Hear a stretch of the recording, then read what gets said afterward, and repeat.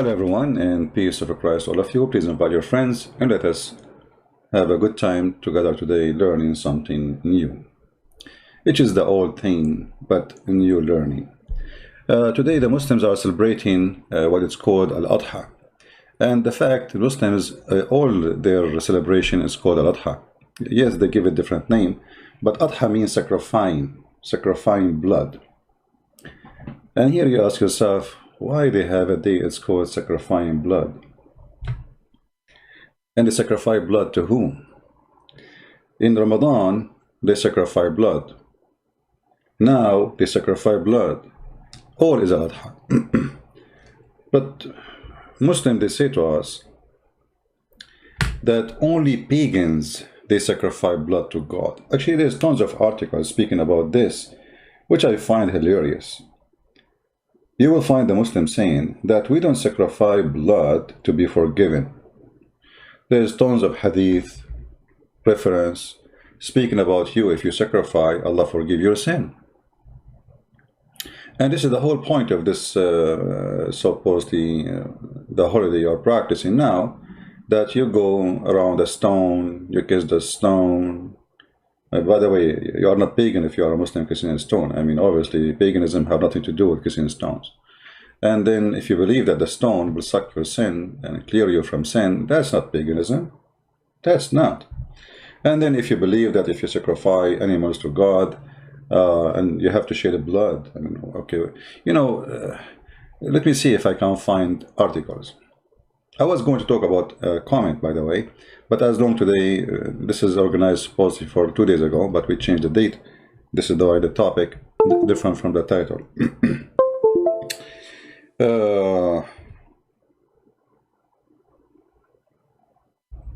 Okay, let's see. Just to show you how Muslims, they fabricate stories.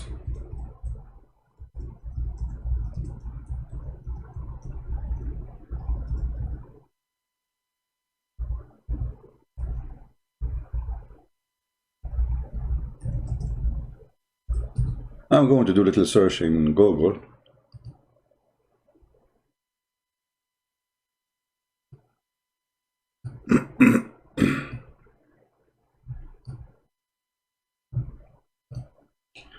And I will open the first website appear in my search. Here we go. We found actually it's called About Islam. About Islam, and they put for you right away a bunch of sheep. And the title is it blood sacrifice animals to forgive sins? Okay, let us see. Answer.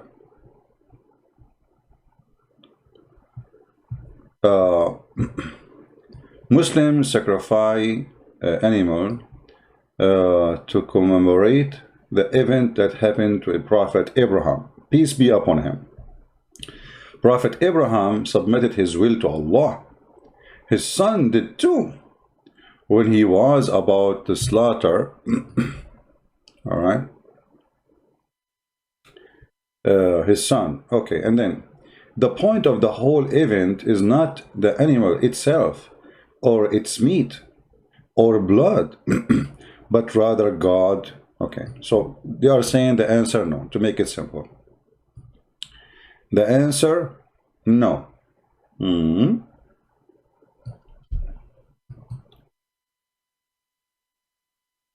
is a Muslim would agree with this? That the answer is no, it's just about Abraham.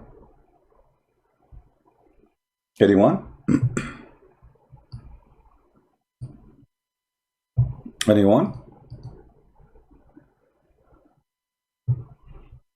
Who is a Muslim in the chat? Please invite your friends, you know.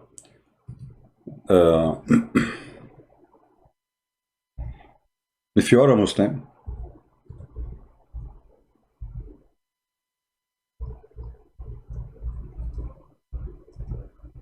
please let me know. You see, always in here on our channel, we say Muslims can call us for a very simple reason. Because we want you to hear the other side of the story. You know, like Muslims, they go on their channel and they start bashing Christianity and they fabricate tons of things. Here, we give a chance to the Muhammadan to prove himself against what we say. All right?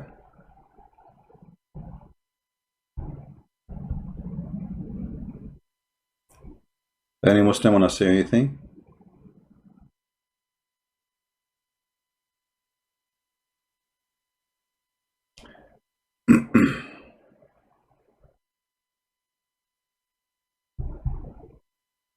Anyone? Let us go then, as long as there is no Muhammadan, he object my statement that this is absolutely a fabrication. Let us go to the Quran. You will see that the pagan Muhammad, he made sacrificing as a way to get approval from God. And this is the point of the sacrifice for the pagans. You sacrifice something, and the God, he approved the sacrifice. I'm not sure how many of you remember the story of Adam and his children.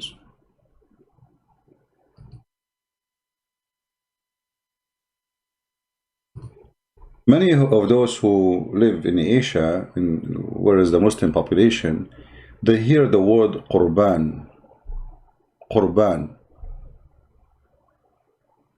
But did they ask themselves, where is the word Qurban coming from? I mean, what Qurban? Qurban. Look how many times appear in the Quran.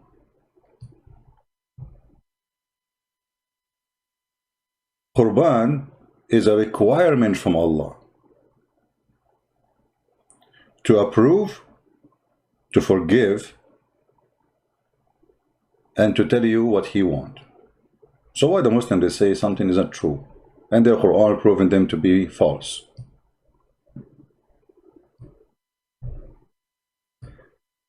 Let us read the story of Adam and his children, which I find that the story here is kind of hilarious. The Quran, as you know, is a book suffering from amputation. Legs are lost, arms are lost, the story is lost, and I think this is due to a huge number of the verses of the Quran being eaten by the goats, or which ate the Quran in the house of Aisha, or eaten by Muslims. Because if you read here, I mean, you tell me, what this story here have to do with this story here? Just the verse before it. This is about Moses and his people. And then suddenly he go and he speak about Adam children. And then he say, recite to them the truth of the story of the two sons of Adam. Behold, they each presented sacrifice to Allah. Hold on. I thought that the sacrifice is not to Allah to forgive your sin, right? Okay, so what you sacrifice for what reason? Who is the one who established the culture of sacrificing according to Islam? Any Muslim can tell me? Do we have any Muslim can tell us? Who is the one who started the culture of sacrificing? You see, the Muslim, they say Christianity is paganism, Jesus, he sacrificed himself. You see, there is difference between sacrificing yourself and sacrificing somebody. Jesus, he knew what they do. He knew what they do. He knew the future.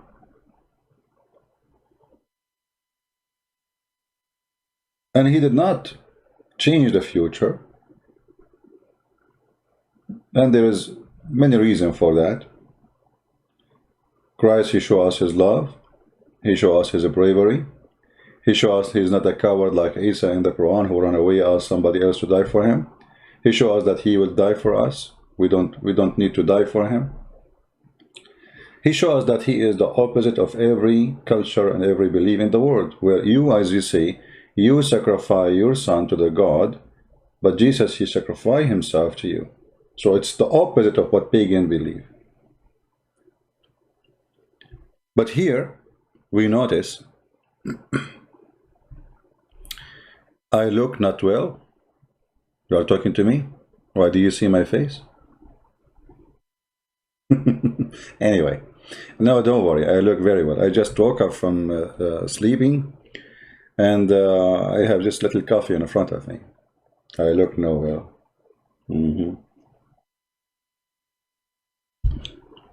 So, what is the story of the sons of Adam giving sacrifice to Allah? Who is a Muslim want to help us? Any Muslim want to help us?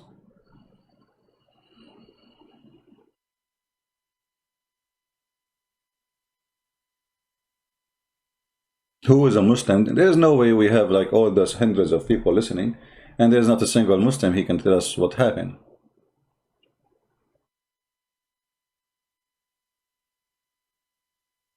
Sacrifice, he did the first sacrifice, not according to Muslim. The Muslims, they have a story about Adam, and Allah, he told Adam to tell his children to sacrifice to their God. And the story, by the way, it's super funny. If I tell you the story, what behind sacrifice of Adam, children's, you will not believe it. According to Muslims, Eve, the wife of Adam, she gave birth to 2 daughters.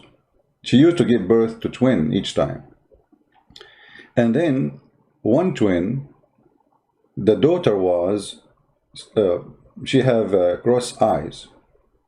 Cross eyes. And Adam used to marry this twin daughter to other twin boy. Supposedly that make different. I mean, this is very silly. It's stupid, you know, this is the garbage of Muhammad. So when he gave birth to 2 twin, one boy, each time the twin is one boy, one girl, one boy, one girl. One of them, she have a cross eyes. Now, both brothers, they don't want to marry the cross eyes women or girl. So Allah told Adam, tell each one of them to give me sacrifice. And the one who I accept sacrifice, he get the woman which was no eyes, cross eyes. True story. I mean, obviously, it's a genius, the one who come with this story.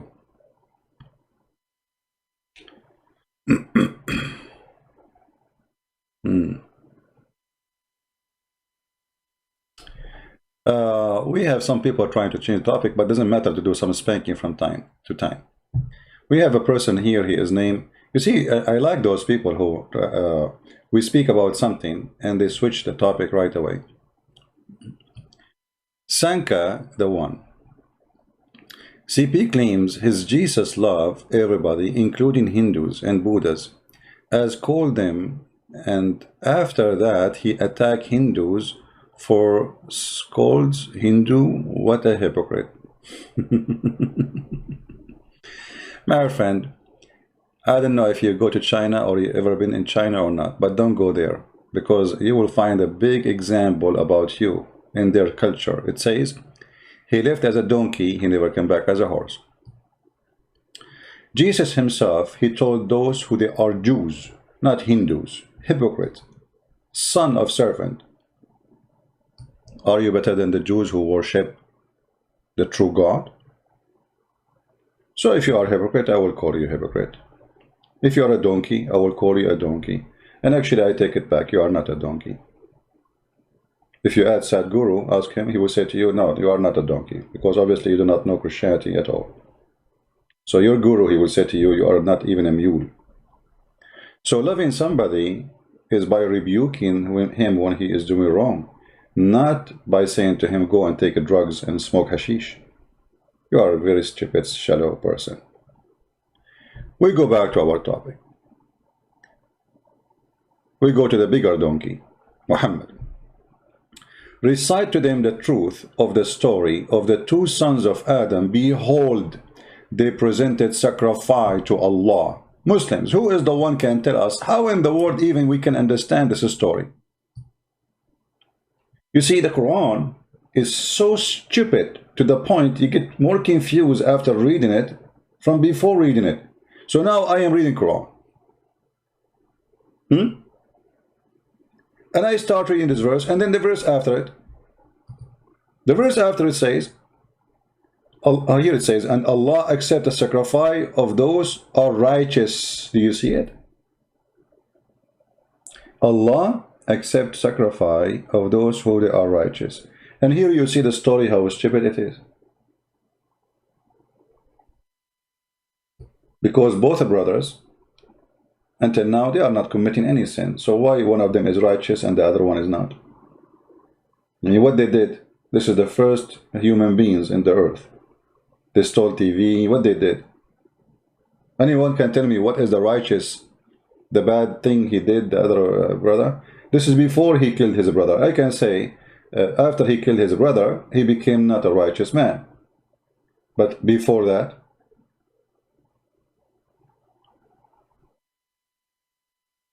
same time, we go to the second verse, we find that there is no story.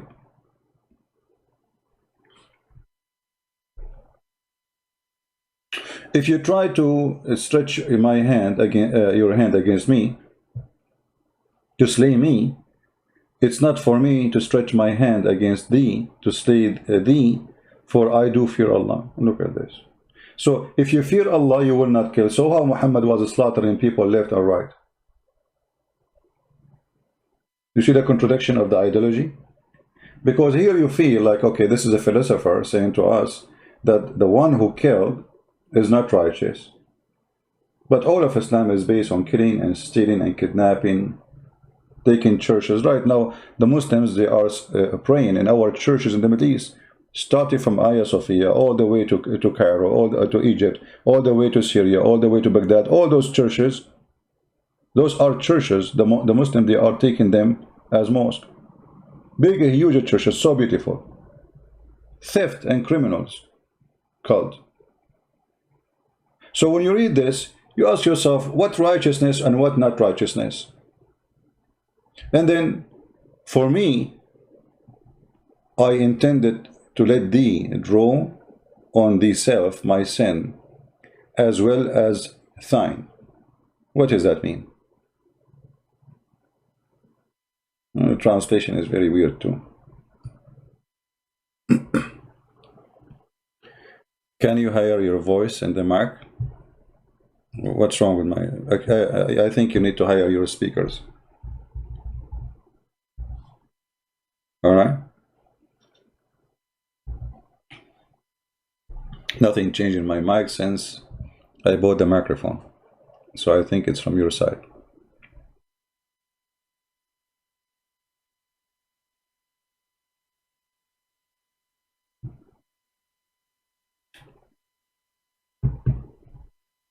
And don't please change my topic asking me to explain prophecy. We can, you know, finish topic and then you can ask me questions. So what this story is about? The story here proving to us that Islam is a fraud, because Allah, He will not approve anything you do unless you provide sacrifice, and Allah will accept the sacrifice from the righteous. Who said that? The Quran. Did that happen to Muhammad? In other way, did the Arab and the Jews ask Muhammad, give sacrifice, as Allah said in the Quran? If you go right now, go to the yellow pages of Muhammad, we find them asking Muhammad to do what the Quran said. Chapter 3, verse 138. They also said, Allah took our promise not to believe in any messenger unless he showed a sacrifice consumed by fire, between two brackets, from heaven. What Muhammad said to them? He said, okay, I will do it. No. Did he do it? No. He said, say, they came to you messenger before me. There come to you messenger before me with the clear signs, and even with that you ask for. Why then did you slay them if ye speak the truth? And here you see the fraud Muhammad getting busted. He is the one who taught us that if you are a righteous man and you want to prove or receive an approval of you being righteous, you give sacrifice. So what Muhammad will lose? All what is going to take him? Sacrifice a sheep. And then the sheep will be taken by fire. If we go and read the story here about Adam children's, we will find the following.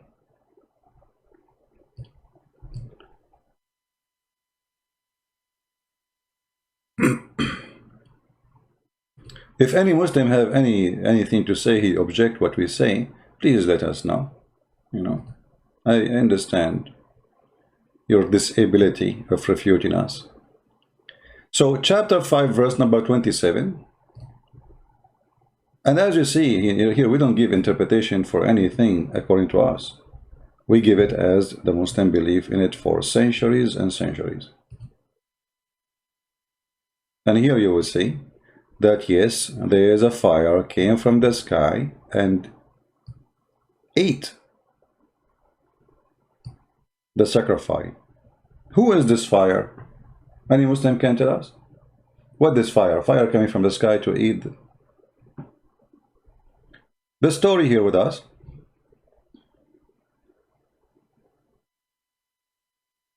Exposing many things. Actually here the story doesn't show anything about the cross eyes. We need to read another interpretation to see what is behind the, where it says the cross eyes. So you need to search. Let us see.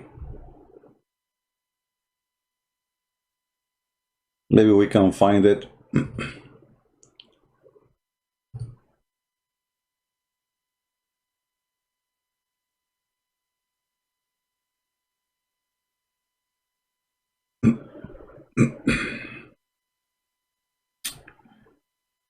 All right, let us see here.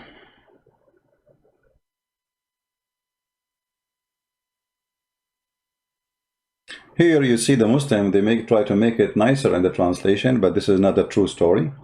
It says here, Adam, read carefully with me. They also say that every pregnancy, Adam was given a twin, a male and a female.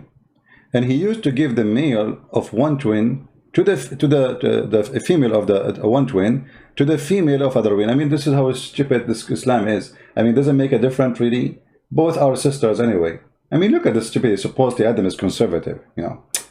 I'm not going to give the sister for the same twin to have sex with her. I will give him the other twin. I mean, do you see the genius? Like, supposedly now we fix it. Like, I'm not going to do that. But what? What difference is going to make? Aren't they both sisters?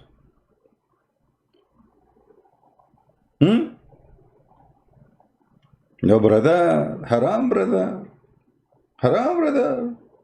We cannot marry this twin brother to to the same twin brother. We have to give it to the other twin brother. Alhamdulillah. Alhamdulillah. Brother sister, we are Muslim and we are very conservative. Our Prophet is very conservative. As an example, he ordered a woman to wear burqa, but he ordered a woman to give her boobs to a stranger. Zakir. So she wear burqa, but she gave her boobs to a stranger. How that make you conservative? First of all, Christian friends, you are stupid. You don't speak good English. You don't speak good Arabic. You don't speak good English. It is two words: conservative. Okay. What that make it? I'm getting confused. Exactly. Allah wanted to be confused, for He is the God of confusion. Actually, the other God in the Hindu language, they call Allah Confucius. This is coming from the word confusing. Confucius is from the word confusing? Exactly. And I'm going to explain to you. Aren't you confused now? Yeah. I'm confused too. Okay. We need 2 more people and we can play cards. Because now we need 4 people confused. Any volunteer?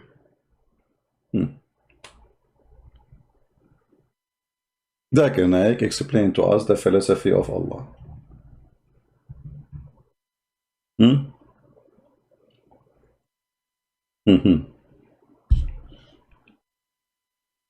So the story continues. In marriage, Habil's sister was not beautiful. You see here, they took the story off. It's about Habil's sister. She have cross eyes. And Qabil's sister was beautiful. Oh boy. Oh boy. Oh mommy. Oh mommy, mommy blue. Oh mommy blue. Got 2 sisters. Oh mommy. So one sister is not good looking, the other sister is good looking, and now the 2 boys fighting to get the one sister. You know, Muhammad is not only a fraud, he is the biggest fraud in history. He collects stories, fiction stories, and he wrote it part of his Quran. I don't know how many, you need to be somebody have little knowledge, you know, study very well. You will find that Muhammad, he come with an idea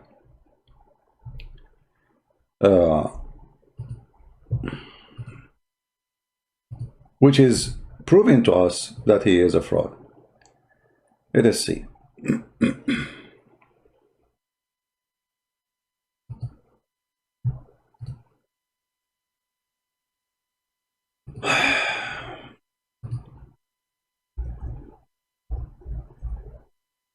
You know, Muhammad is the same as an idiot. He cannot keep his mouth shut.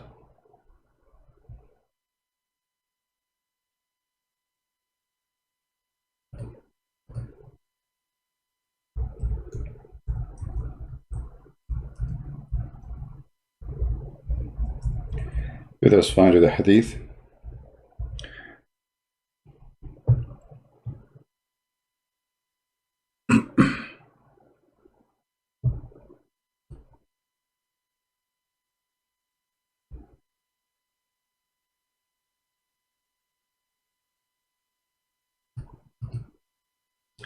According to Muhammad, Eve, each time she gave birth,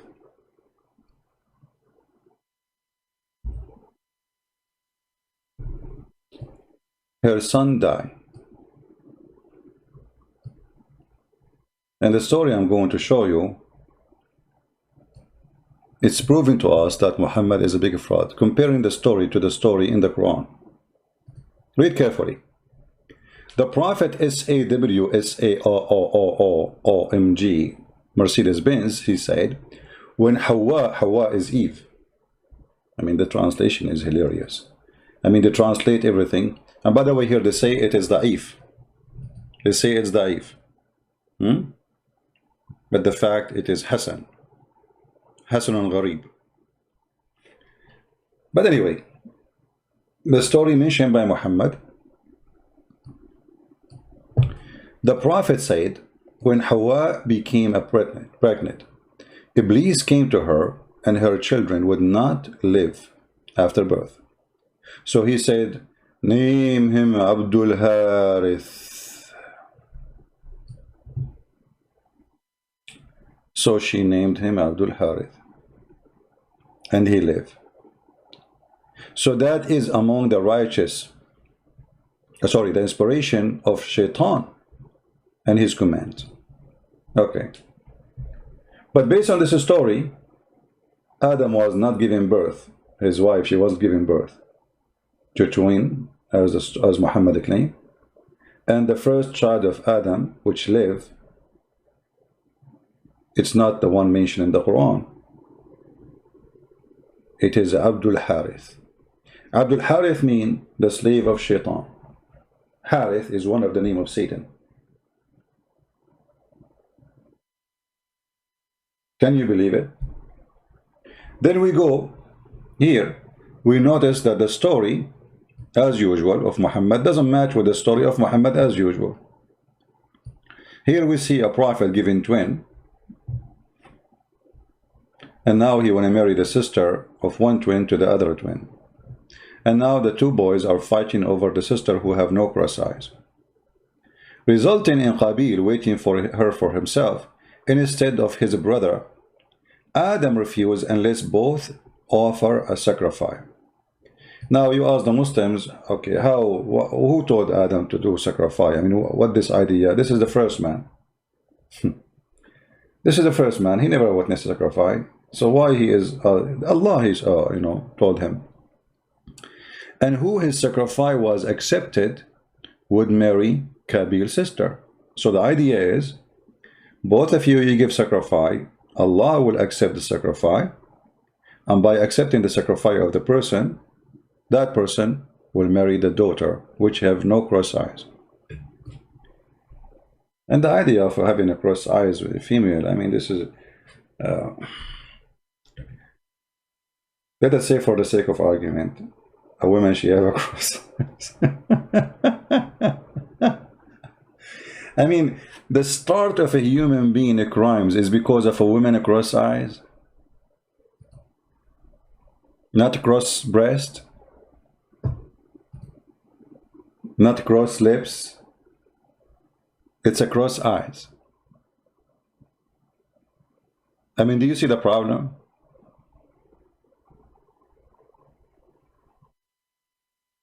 If we ask Zakir Naik, Zakir, what do you say about this story? Zakir Naik, for sure, he will be so excited. He say, no. He said, Christian breath, be honest. If now we give it to women, and women of them, they have a cross eyes, and then the women, you don't have a cross eyes, which one you are going to accept? I say, Abdul, why I don't take both? I am a Muslim, I can't take four.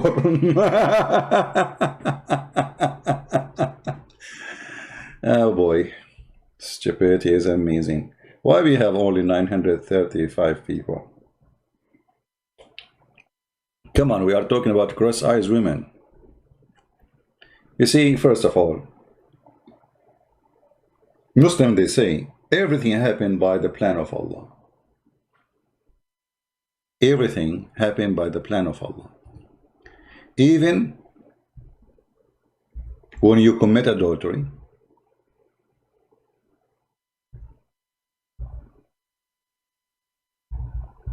it's Allah order. Even when you kill, it is the order of Allah. Allah, He forced you to kill. Anything you do, sin or not sin, it is Allah making you do it. And the Quran is full of verses proving what we are saying. And all those verses are hilarious, as usual.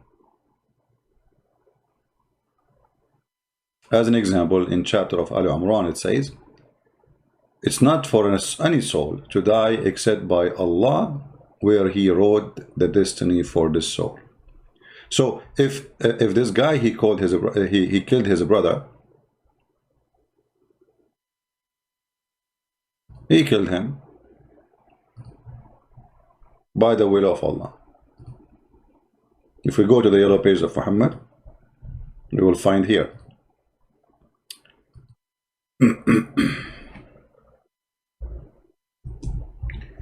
Let us find the verse.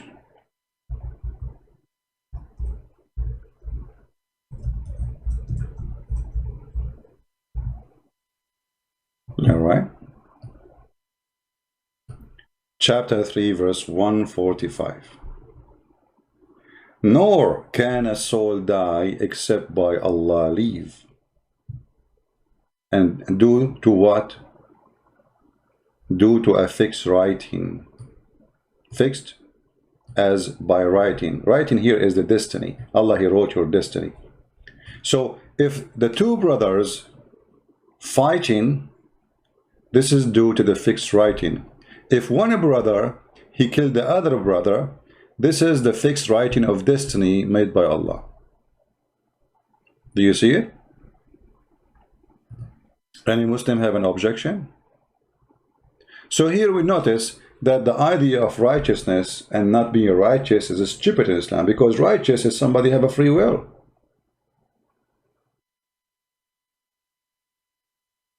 Do you understand me, guys? In order to be considered righteous or not, you have to be a person of a free will, and then by the free will is given to you, you do as you wish, and then we will know who is the righteous, who is not. But here, there is no righteous. Anyone kill anyone, it is the fixed writing of Allah. Anyone rape anyone, it is the fixed writing of Allah. Anyone do any crime, good or bad actually, it is by the fixed writing of Allah. Do you see it? So what the point of saying, did I say what the point? This is a word, nobody can say it as good as Zakir Naik. When a woman, she said to him, why in Islam there is no woman, she is a prophet? Zakir Naik, he right away like to use the word point. He said, the sister, she got the point. In Islam, you don't have a woman, she is the prophet. And I agree. And you got the point, sister. Yeah, you got the point. And then he explained, she cannot be a prophet because she have an ass. This is called the Islamic explanation, ass explanation. And the same goes for everything. You cannot maintain little brain with this religion. Brain and this religion, they don't work together. You see, I understand that all religion, they have to believe in things. Sometimes it's hard to explain, but this is, I mean, this is simple. This is simple. So everything is written by Allah. Everything is done by Allah. Everything, you kill me, it's by Allah. I kill you by Allah. You rape a woman by Allah. A woman, she kill her husband. This is the writing destiny by Allah. So what is the religion here? So why we are exist?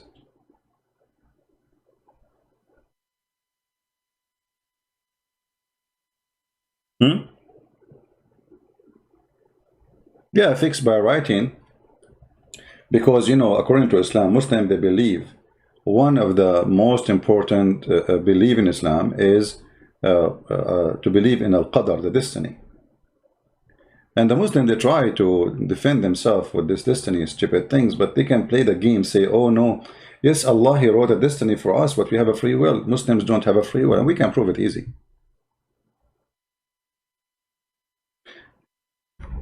Actually, I'm going to open my Skype. Maybe we can get a fish. By the way, yesterday my modem died and then came back to life, but I'm going to replace it. I ordered a new one already. It went, I thought I'm not going to be able to come here live on air today because he have a heart attack. Suddenly, there's no signal. Okay, let us open our Skype. Only Muslim, please, can call us.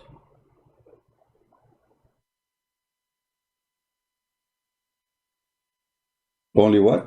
Only Muslim, please.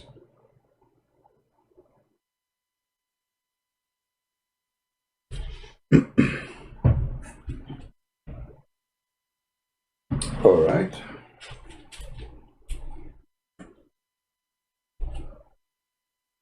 We are in Skype. By the way, the first Skype is created by Allah. It used to be called Abdul Skype. Okay, if you are a Muslim, please just text me and I will take your call. All right? Just text me. Don't call, just text. So we don't have any people calling at the same time. So, nor can a soul die except by Allah leave. So in order for me to kill somebody, Allah have to give a permission for me to kill that soul, so the soul will die. He will give me a permission to use a knife or a gun, so that soul will die. He will give me permission to march toward this person to kill him. This is all the plan of Allah. Any Muslim? Can you explain the pen and the tablet in more details? Jasmine, this is out of the topic, but as long as there's a connection with the Qadr, Allah, He have a tablet, And he wrote in the tablet all those things, the fixed things for us, including the Quran. And this tablet is made from flour. I hope nobody will eat it. And the frame is made from zafaran and diamond. Zafaran. This is the God who have a tablet. Nice to meet you. And he have a pen. He created the pen and he said to pen write. And the pen he write all our destiny there. I mean, that is fun. You know, you watch Harry Potter.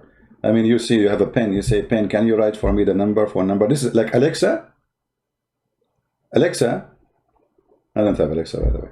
I'm just joking. This is what, you know, Google and Alexa. And this is the pen of Allah. So Allah created the pen and he told him to write everything. Alexa. I have no Alexa in my home. No female are allowed. Alhamdulillah. Oh boy. Christian Prince, he been destroyed by many speakers. Where are they?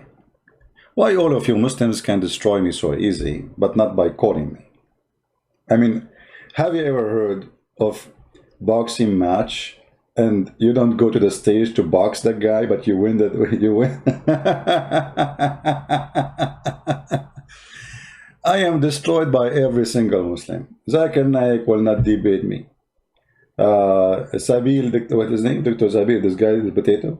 And this Christian Prince, he said I did debate him, but I did not debate him. It's not me. I mean, this is my voice, brothers and sisters. This is not my voice. I mean, his voice alone is hilarious. So where are they, the one who can beat me with many speakers? Where are you speakers? My Skype is open. Speakers, don't you say speakers? Are you talking now? We don't hear you. Call me. Where is the speakers? As long all of you can break me pieces. Why all of you? They are so good to attacking me in videos. We laugh at them. But I'm here.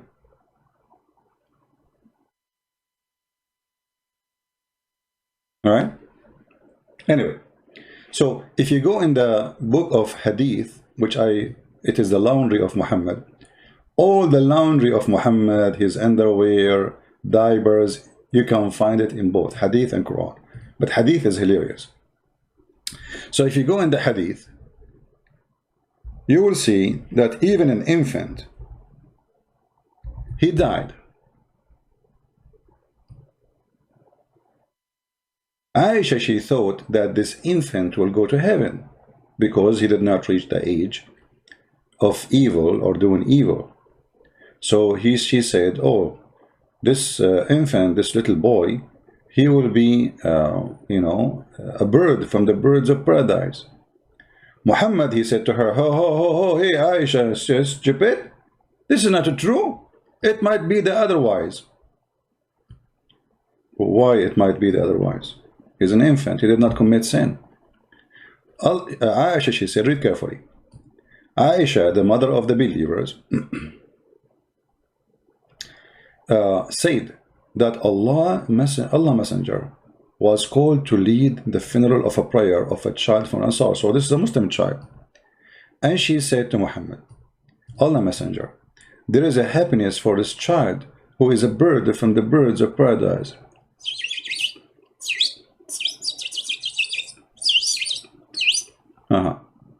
So Aisha, she thinks that this child now is a bird in the paradise, singing.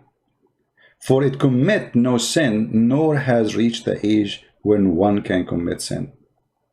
He then said, Aisha, peradventure Aisha, stupid idiot, it may the otherwise, it might be the otherwise, hello? Do you see it? It might be the otherwise. How that can be?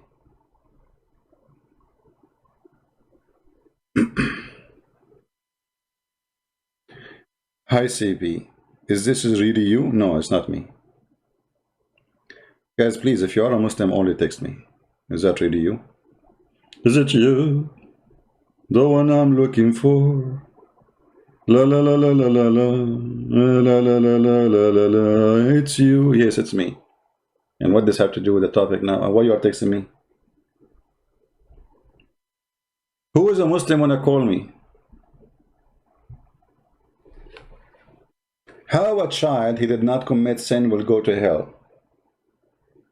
Why it might be the otherwise? Isn't you Muslim? You say every child is born as a Muslim.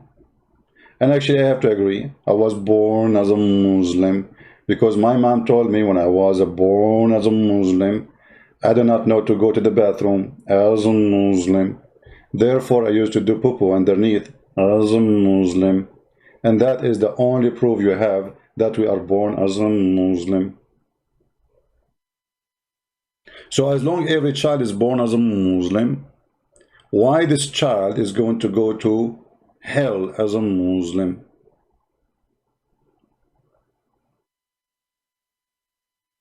Anyone?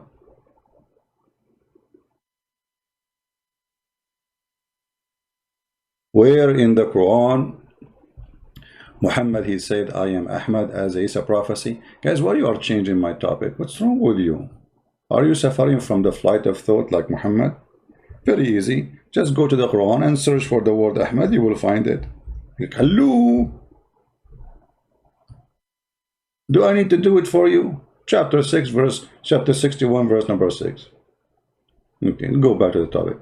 So, as a Muslim, so here you see that the destiny of Islam proving to us that Islam is stupid. Why? Because now the whole story of Adam children's are fabricated.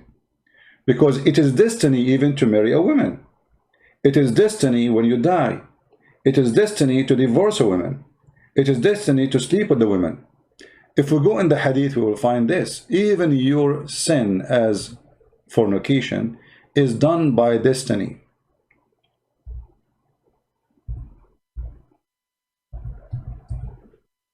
Read carefully. This is the fool Muhammad speaking. I have nothing to do with him. Trust me, we both are Arab, but we are not relatives. Verily Allah has fixed the very portion of adultery which a man will indulge in. I like the word indulge. First time I learned it actually here. I don't know if I'm saying it correctly. Indulge. May Allah indulge you. Fixed very portion of adultery which a man will indulge in, and which he of necessity must commit. Do you see the word necessity must commit? Do you see it? So how you Muslim, you say fornication is a sin, Allah will punish you for it. I mean, this is the most stupid garbage religion. So you force me to commit sin, you force me to make fornication, and then you punish me for fornication. You know what? You Muhammad, you have a fornicator brain.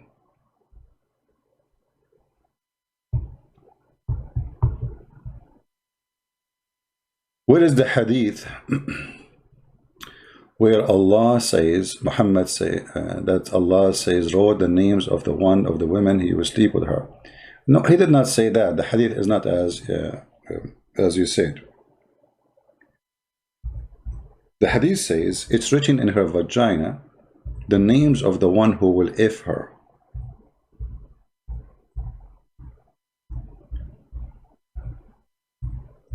Not as you said. Well, we can put it in the screen, but I don't think we can find it in English. And the Muslims, for sure, many of them, they will say to you, oh, we don't accept this hadith, brother. We don't accept. But their scholars, they mention it in TV, but it's not acceptable, brother. You know?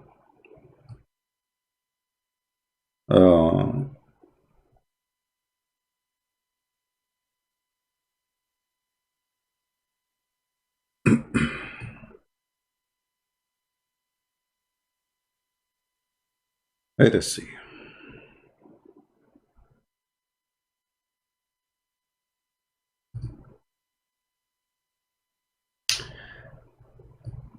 This is the book. It's called الروض العاطر في نزهة الخاطر. Where it says, it's written, actually if I translate for you this, our program will turn into a sexual program. I cannot really translate. I don't know, should I translate? Guys, what do you think? Should I translate? I mean, this is really horrible. Oh boy. I will use Google translation, but I really want to change the topic. Why you are doing this to me, guys? Maybe we should make a special program for this.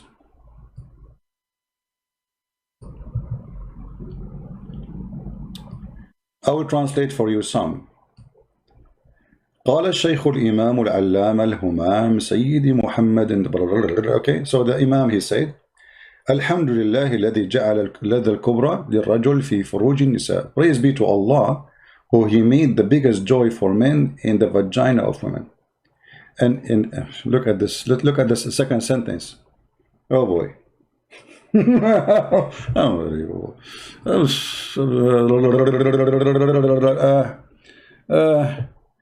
And praise be to Allah that the one who he made the biggest joy for women is in the peep of men. You know what I'm talking about, right? I'm not going to read it.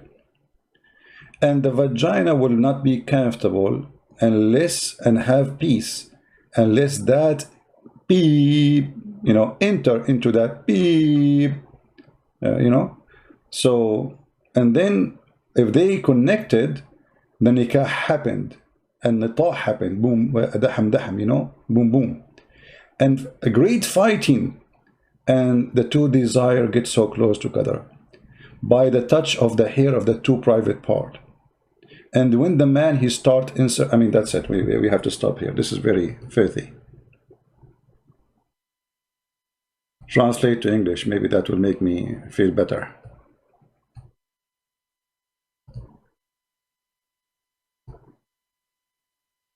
Okay, I don't know if you can see. Praise be the God, the one who made the great pleasure for the men. In the women chicken, the Google translation translate the women vagina as a chicken.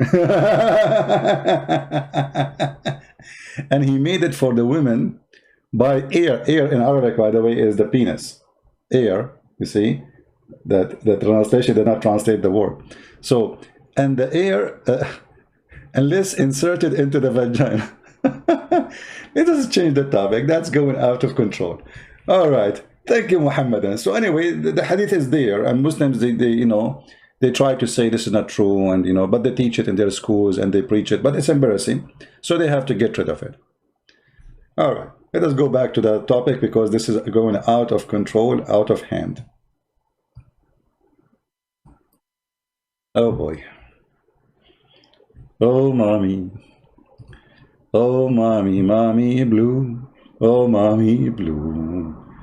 Let us get the spray, like when somebody, like those in the movie, they smoke or take a drugs or do something.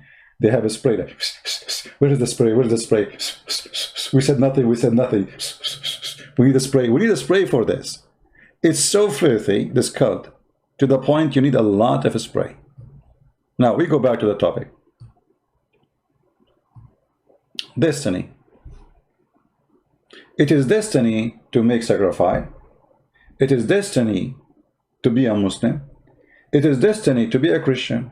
It is destiny to be a fornicator. It is destiny to be a killer. It is destiny to be a thief. So why we punish for anything we do if it's all destiny?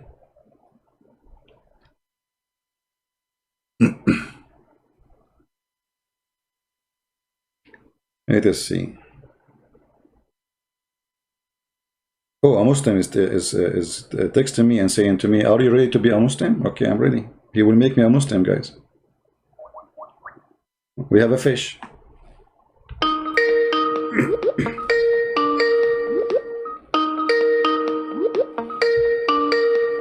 Answer, Mr. Are you ready to be a Muslim?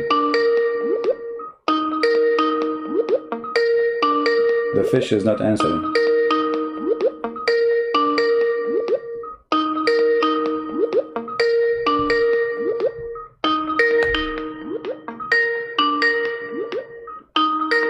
He's not answering. Coward. Are you ready to be a Muslim? Are you ready to be a Muslim? Hey, I'm ready to be a Muslim. Are you? Potato.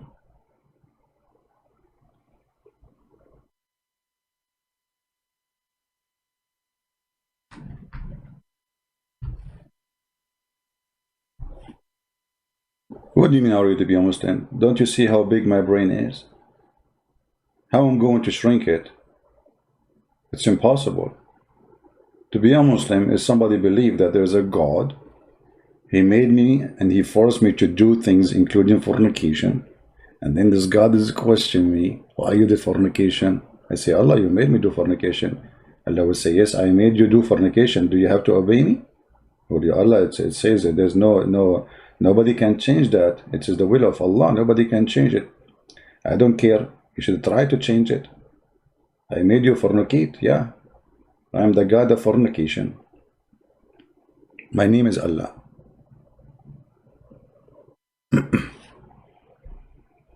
Yeah, if you didn't, Abdul, if you don't call me, let us give him one more time. I will give him one more call. Because if he don't answer, I'm going to add him to the potato list.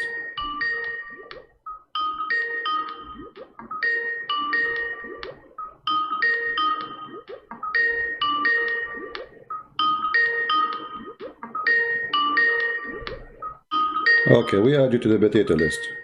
Forget. I have potato list, black people, potato. That's it.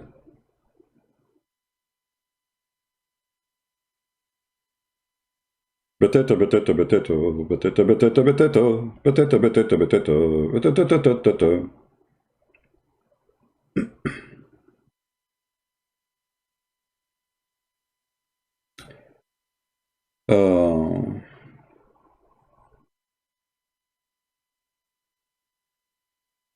If you have a question, don't send me a question in Skype.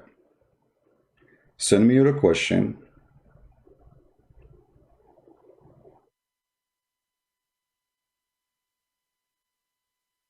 in YouTube.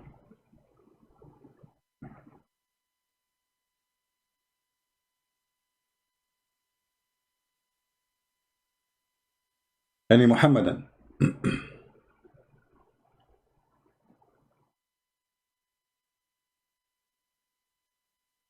So if you see here how this cult, the garbage is connected all over. In one hand, Allah will make you commit adultery. In the other hand, Allah will punish you for your adultery, which is very funny. In one hand, Allah, He will reward righteous by adultery. I mean, what is adultery? What is exactly adultery? God, He created Adam and He created Eve. When the man multiply, like as an example, David in the Bible is an example of that. He did not do the permission of God. He was multiplying his wives. When a man, he multiply his wives against God's will, he is committing adultery.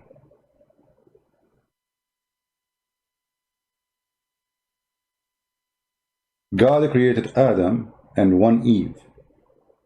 So how does religion end? With many Eves, to the point you will have tens of thousands of them in the heaven of Allah. Women you never met. So as you see from the book we were reading, very filthy, things turn into sexual, like those, there's some movies about Kama Sutra, Kama Sutra. The Quran is a Kama Sutra religion. Sexual pleasure, food in the belly, wine in the hand. And boys around you, they are naked and they are white like pearls. And a penis will never go sleep.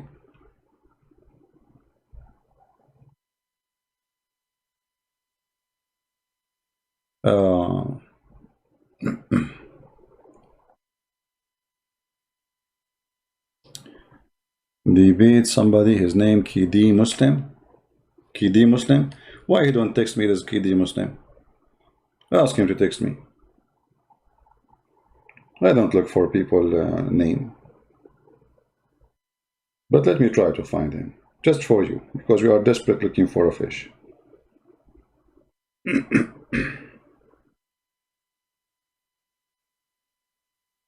Well, I searched for Qadhi Muslim, I don't see anything. The name is wrong.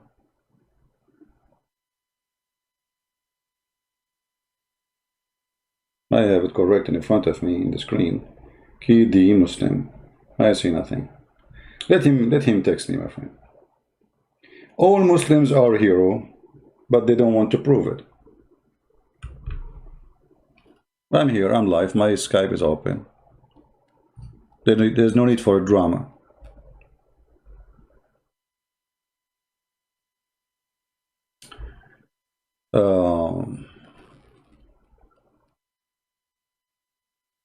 Yeah, but we don't want to change the topic. You see, guys, you are forcing me. You keep asking me questions have nothing to do with the topic. So how we will finish the topic? Our topic is what we are celebrating today as Muslims. Alhamdulillah, I'm a Muslim, you know, and I praise Allah every day, as you notice. I believe Muhammad is a true prophet. And the proof that Muhammad is a true prophet, he used to have sex with all his wives, one after one, without even washing. Alhamdulillah. Brother, if he is not a prophet, how he can do that? Even those stories, which I find hilarious and stupid, proving to us that Islam is based in sexuality and nothing but a fraud. Those people, they became obsessed with sex to the point. To believe in a man, he have to be sexually powerful. In fact, Muhammad, he cannot have sex. And all those stories are cover up. You know, when somebody, he is doing something the opposite, so he created a story like, you know, a guy, let's say a guy, he's a coward. He want to tell a woman how brave he is, but he knew he's a coward.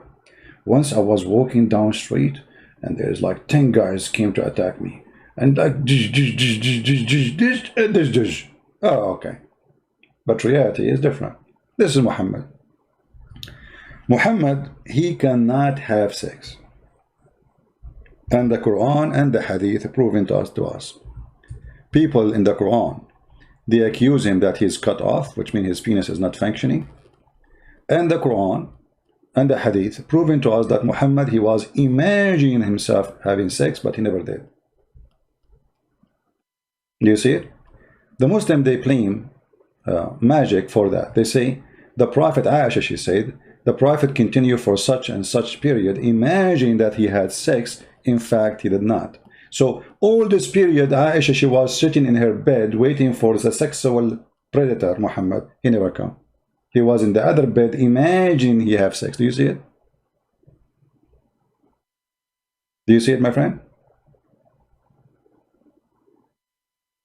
If you remember the other hadith, where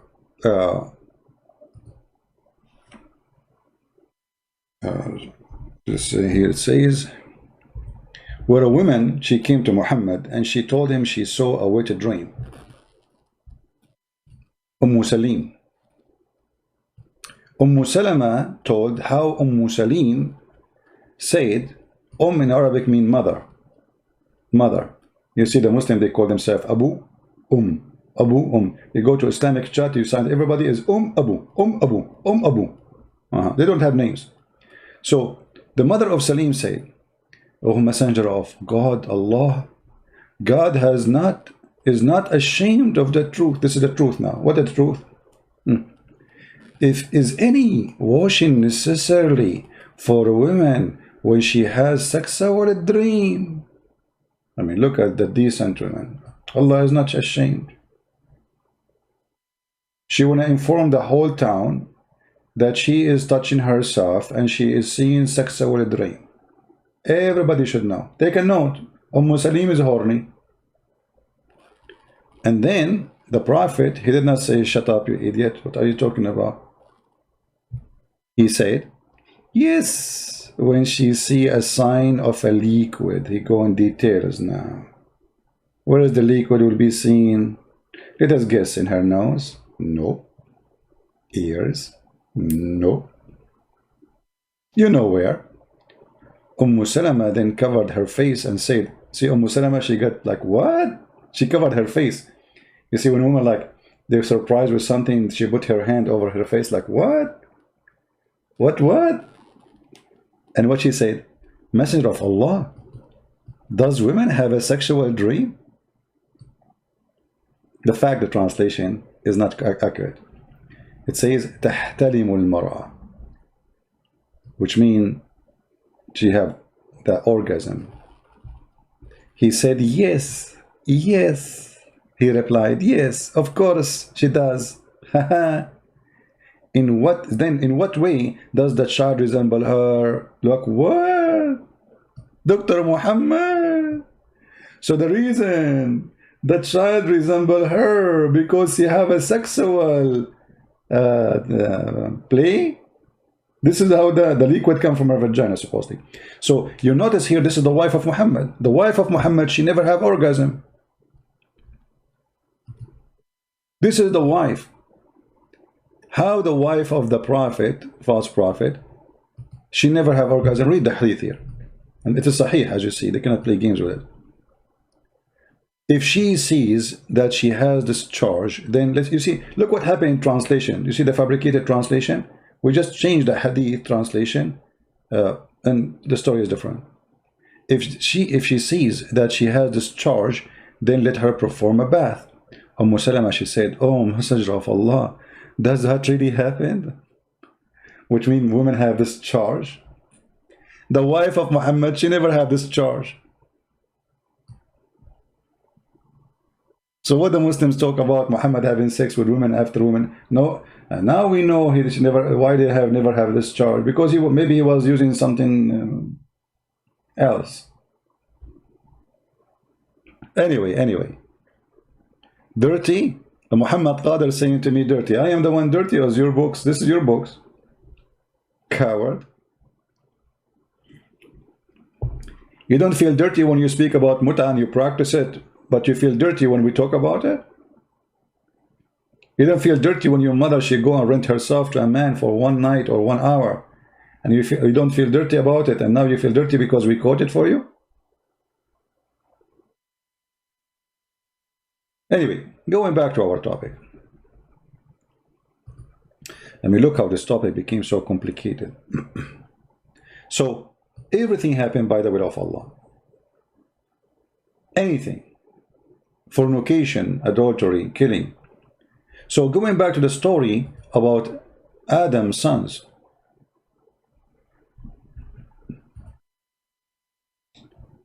The sons of Adam, when they kill each other, that was a destiny of Allah.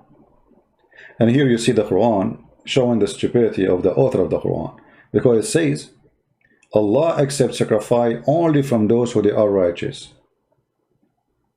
But who is the one who made them righteous or not righteous? Allah. So how you can call them righteous if you are the one? You see, if I am forcing you to be guilty, how you can be a person who is not righteous? You know what I mean? Same time, Allah, He established the concept of sacrifice to approve anyone. So why Muhammad did not do as they asked him to do, as the Quran say? They said, Allah took our promise not to believe in any messenger unless he showed us a sacrifice consumed by fire. And this is exactly what happened according to Muhammad.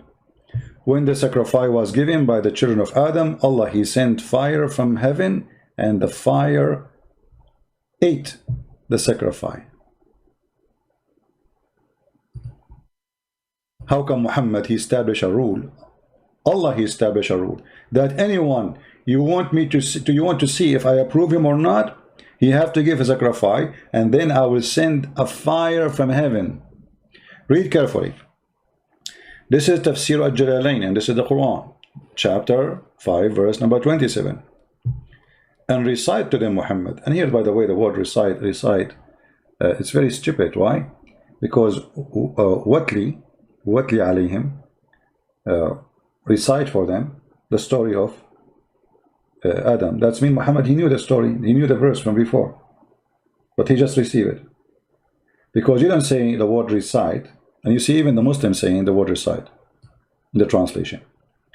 You don't say to somebody recite if something he never heard of yet. Recitation have to be from the memory of something already you know. So how you say to him recite? The guy, he just heard the story from you. So the story continue here saying, To them, to your people, the story of and the tale of the two sons of Adam and Abel and Cain, truthfully, بالحق, which means by the truth.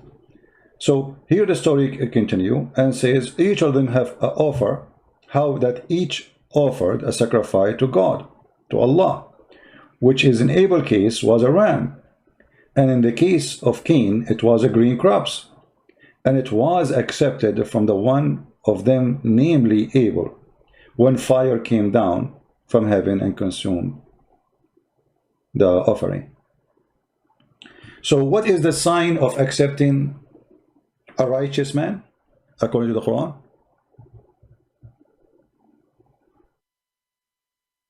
You make an offering.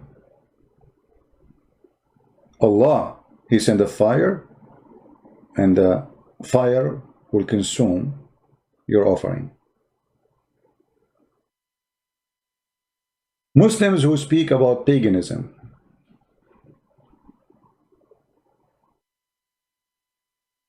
who have a comment?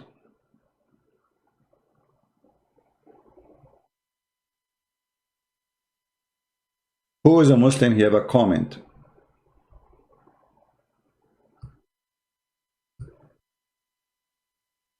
Qurban.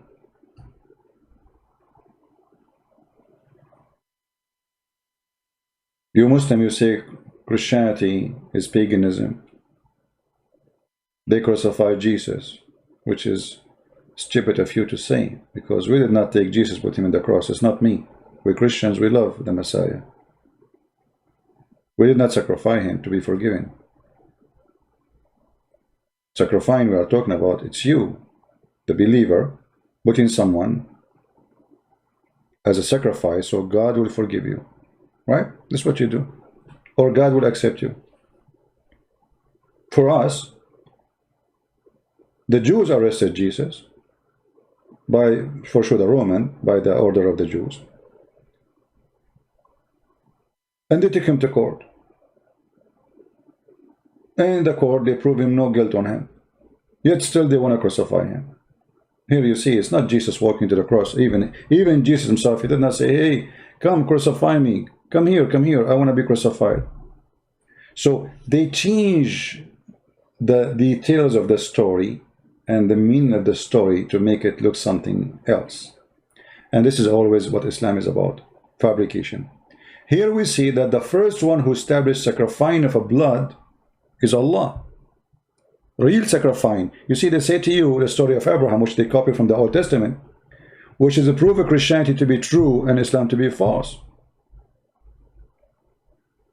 And we will go to that verse right after this one.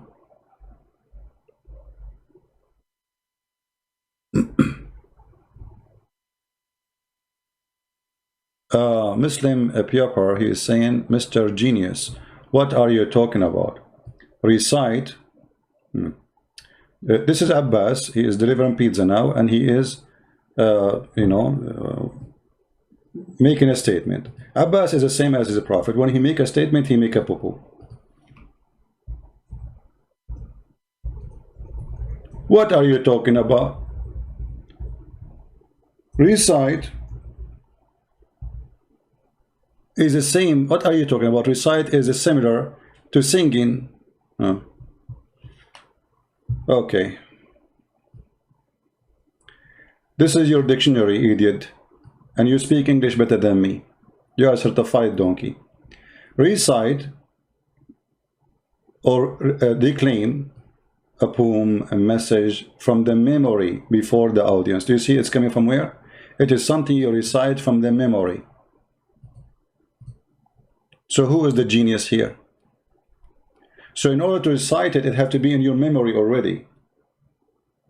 You're an idiot. And the funny, you speak English better than me. I mean, I don't know, maybe you spent all your life in England. I don't know if you are born there. I am just an immigrant who have a few years of speaking English. This is what recite mean. You recite something is already in your memory. Right? Somebody says, if we came from God, aren't we all God? I don't know what do you mean by that, but let us say, if you are speaking metaphorically, we can say, the Bible says, all of you are gods, you know, because the Bible says, be holy like your father, be holy like your father. But does that make us really God? No.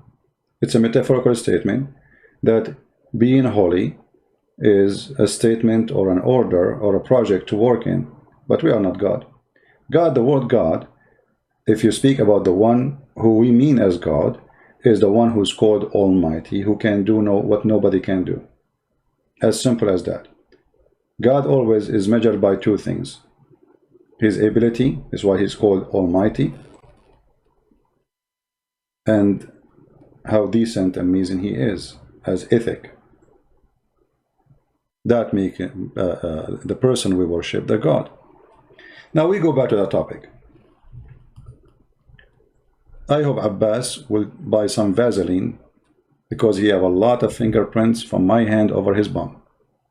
So here you see,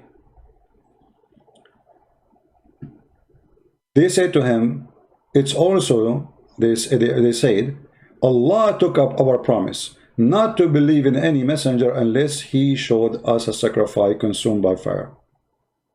You see, the verse here does not say, oh no, this is not true. This is not true. No.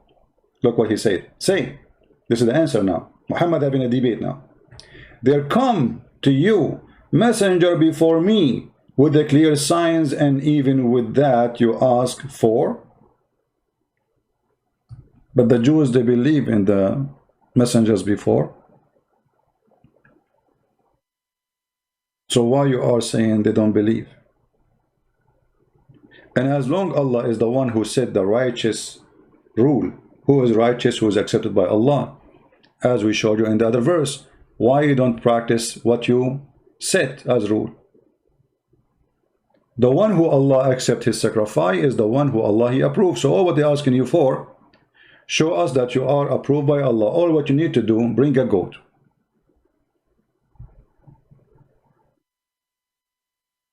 Muslim Pure is saying the following, just to show you again the stupidity of those who follow this cult. They don't know what they are following. Sacrificing animals is a symbolic and show our sincerity to Allah. It is required, requires effort and costs money, and for that Allah reward us. Okay, hold on, guys. Did you see what Abbas he just said? Anyone notice the stupid statement he just made? Sacrificing animal is symbolic and show our sincerity.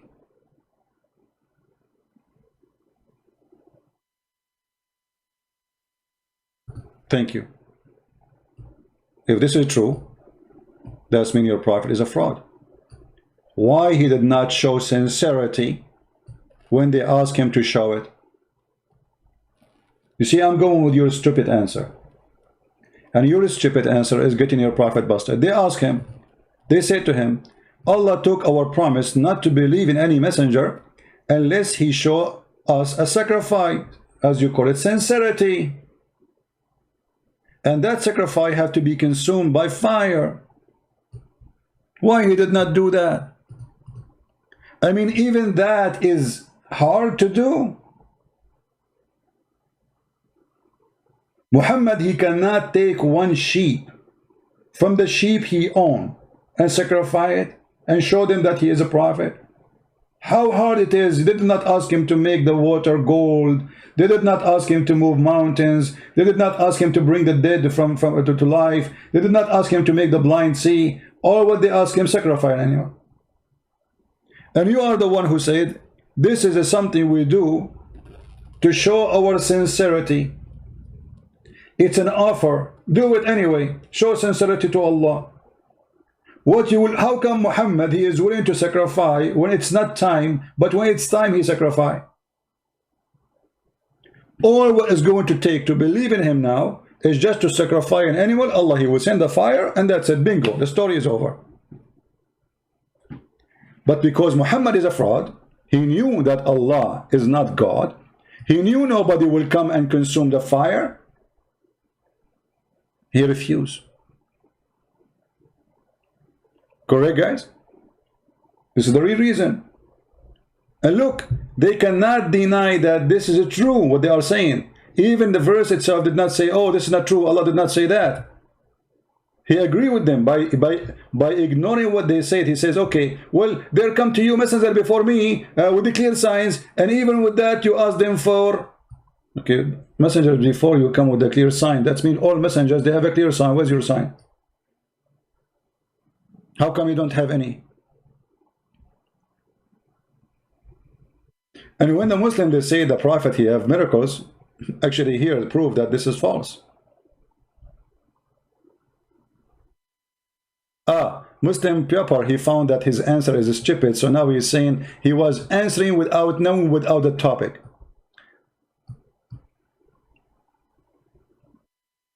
Muslim Pepper Abbas, he's trying to fix it, and now I mean, those people are really weird.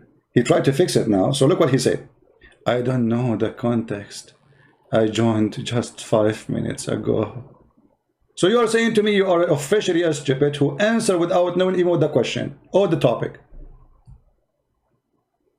Idiot.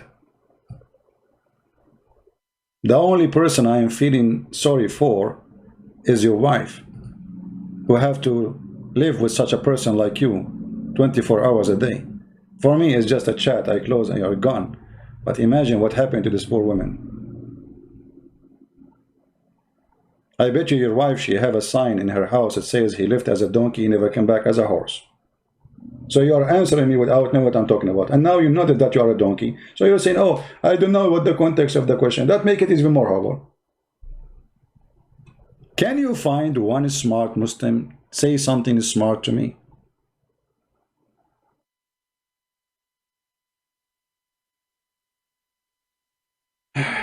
If you want to call me, you have to be a Muslim.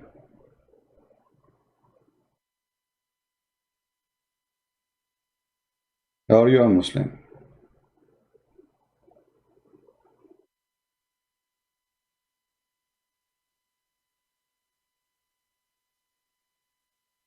We have somebody saying, can I call? Let us ask him, are you a Muslim?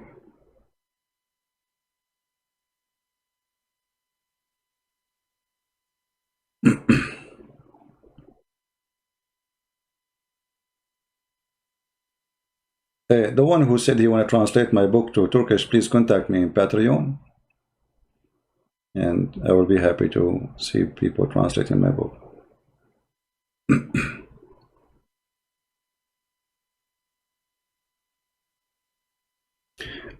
Here we have a person, his name is Mimi. He is saying the Prophet only, like he is explained why the Prophet did not sacrifice. He said, the Prophet only obey Allah, not people. That's false. First, Muhammad, he obeyed Khadija. Muhammad, who obeyed all people. Even he changed Islam just for the sake of people to accept him.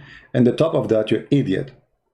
It is Allah who made such an order that if anyone is righteous, he have to give sacrifice to approve him. Don't you read? Don't you know how to read? This is your Quran. He obey Allah. Thank you very much. Why don't he obey Allah then? Allah said, present to me sacrifice, and the one I accept the sacrifice from him, that is the righteous one.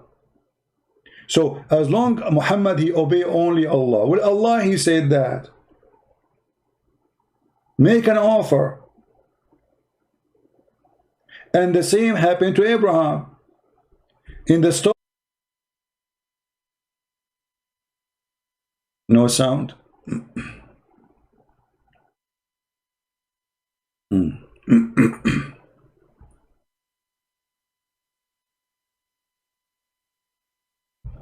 Okay.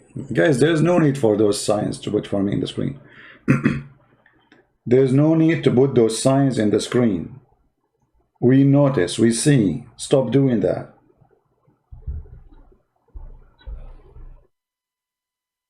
If you are a person who put those signs in the street, in the chat, number one, now you learn that you have no patience. Number two, you are not thinking, because you think you are the only one who notice.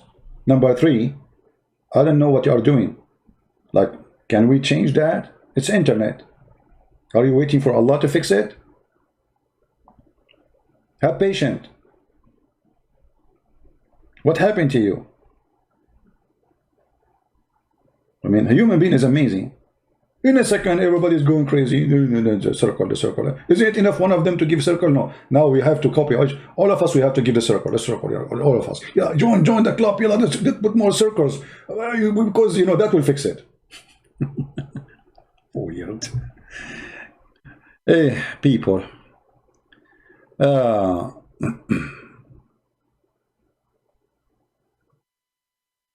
Mimi Hijab, the boy is your prophet, and the one who is hiding is Mimi Hijab. I am the one who call him the son of Muta. He is the one who hang up on me, and go watch it. Boy, little boy. And who told you that if Muhammad is pet, that will make him God? Boy. Tell your little boy, son of Muta, to be brave and to call me. I am the one who call him. He did not even allow me to speak for 3 minutes. I am the one who called. The coward, he said to the Muslims he would debate me, but he never did. Son of Muta, like he's a prophet. Boy. Actually, he's not even a boy. The guy with the pink t-shirt, I cannot call him a boy. He is a lady boy. Pink t-shirt, and he is an Arab or Middle Eastern. Go in the Middle East, ask anyone who is the one in the Middle East wear pink t-shirt. You will find the answer. The pinky boy. Now we go back to our topic. All of them, by the way, they are heroes, but none of them dare to debate me. Cowards. When this guy, he said that the Muslim, he would debate me, he brought 7 people to his room. 7 people are with him. And they did editing for a video, and all of us, we got them busted with that recording. It was nothing but a fabrication. Liars that are like, this is an act of a boy who is terrified. He don't want to debate me. Play this part. Mute him. Hang up on him. Coward, son of Muta. Now, Allah took our promise not to believe in a messenger unless he showed us a sacrifice. If we go into the story of the story of Abraham, we will find Muhammad is getting busted again. So they cannot say they are following Abraham when they practiced today as called Eid al-Adha. Because they sacrifice Adha not only in this day, even in Ramadan. Ramadan is Adha too. Actually, in the month of Ramadan, they sacrifice way more animals than this month. Look at this.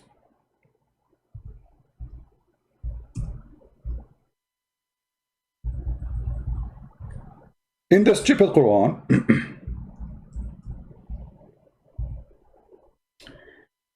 it says the following in chapter 37, verse 107. Muhammad, who claimed to be Abrahamic, but yet he cannot practice what Abraham practiced. They ask him in official challenge to do what Abraham did. Not to sacrifice his son. Muhammad don't have children, but to sacrifice a sheep. For the story of sacrificing of Abraham, making it so clear that when Abraham he wanted to sacrifice his son, Allah replaced the sacrifice of Abraham with a mighty sacrifice. Even in Arabic it says بِذَبْحٍ عَظِيمٍ وَفَدَيْنَاهُ بِذَبْحٍ عَظِيمٍ. We sacrifice him with a great, tremendous ransom. Here you ask the Muslim, or the Muslim, they will ask you, when Jesus sacrificed himself, he sacrificed himself to who? God sacrificed himself to God? Here we ask you the same question you ask us, you idiot. When Allah he sacrificed to who? God sacrificed to God? Do you see the stupidity? And Islam do not know what the word to be consistent mean. We ransomed him would a great sacrifice, i.e. a ram. Question. Allah sacrifice a ram. Why Muhammad cannot sacrifice a ram? Are you better than Allah? This is number one. Number two, Allah sacrifice a ram to who? You Muslim, you say Christians, if Jesus sacrificed himself, how God sacrificed himself to God? First of all, we don't believe that Jesus sacrificed himself to God. You're an idiot. Jesus sacrificed himself for us. Idiot. But here, you need to explain to me why Allah, he sent a ram from heaven. And this ram is called Azim, one of the names of Allah. Azim is one of the names of Allah. Don't you Muslims, you say Al-Azim? This is the name of Allah. A mighty sacrifice. If you change the translation, always the Quran change, depend in the translator.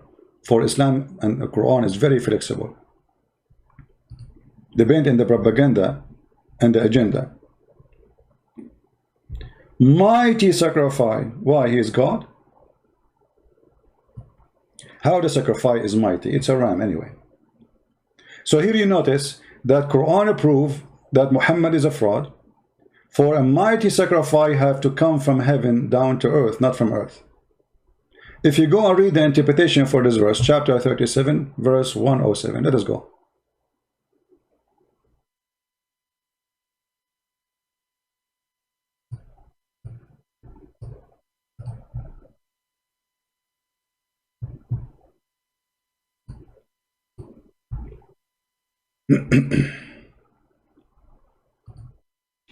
Do you see how easy to get Islam busted? The stupid cult of Muhammad.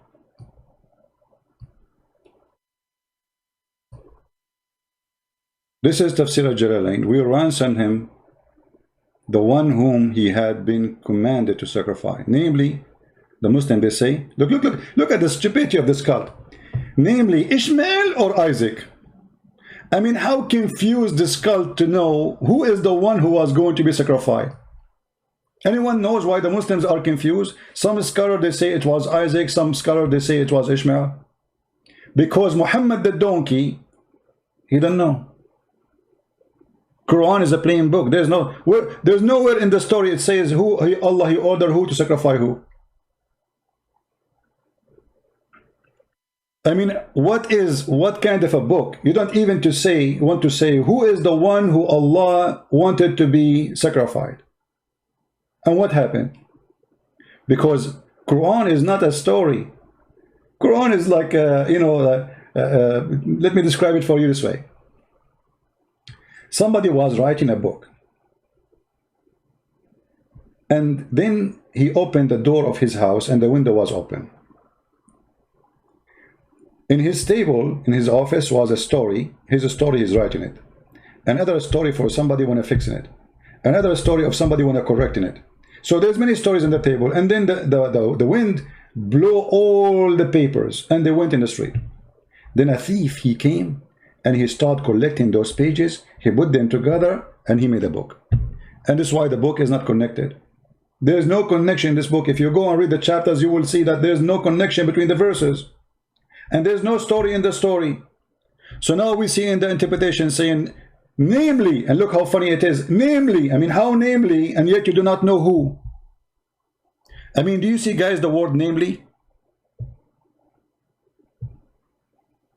Hold on. The context in chapter 37, it's clear that it was Ishmael. Show me the verse, Abdul. Guys, the context, it's clear it is Ishmael. Show us where.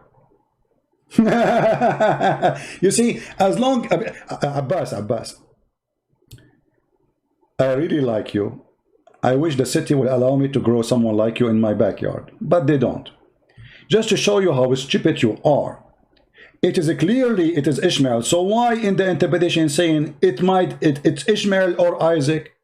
You just said the context making it clear. Ah, it's clear for you. The scholars did not see it, brother. So the scholar, they say, namely Ishmael or Isaac. But it's so clear, brother, it is Ishmael.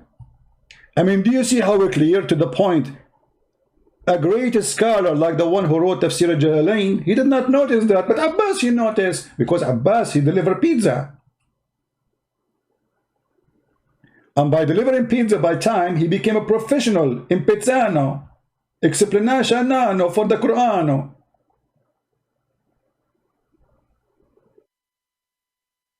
I mean, how many times a day I have to say stupidity is amazing?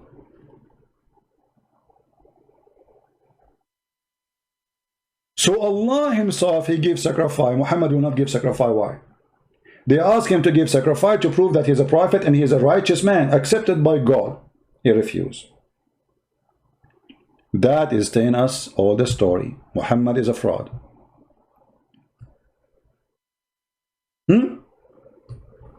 Why Muhammad did not get excited? Okay, say, okay, I'm going to give you sacrifice, so what a big deal? Huh? The same as Adam did, his children. The same as Abraham did, I will do the same. I'm a righteous man, I will do it, and Allah will send the fire as he said, for Allah put the conditions.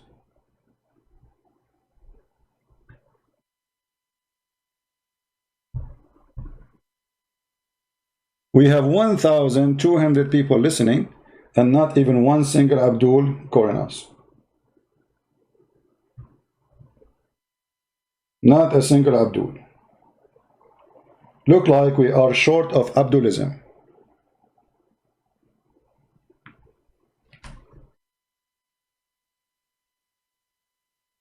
Abdulism, the most stupid cult. They copy stories from others and they cannot maintain the stories.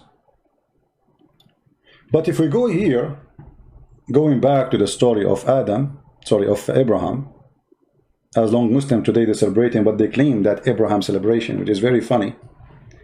And guys, imagine,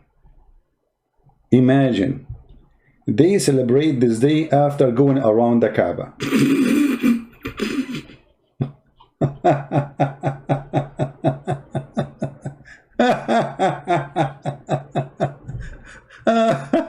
Unbelievable. The most hilarious cult. If we go in the Quran, we will find the following. The Muslim, they say that Abraham is the one who built the Kaaba. Correct? Abraham is the one who built the Kaaba. Okay. Ishmael, he helped Abraham in building the Kaaba. Okay. But the Quran said that nobody came to Mecca before Muhammad.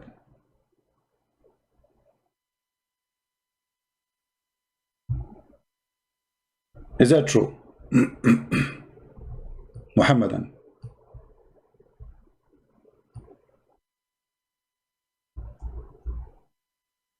Is that true? I just showed you a second ago that, I gave you an example of a story of a person writing books or correcting books of others, and then somebody collected the stories with them together. Chapter 28, verse number 46, it says the following.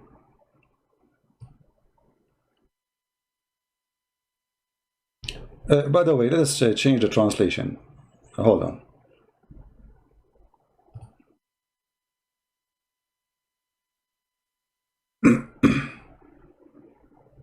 Because translation changed the story, you believe it or not?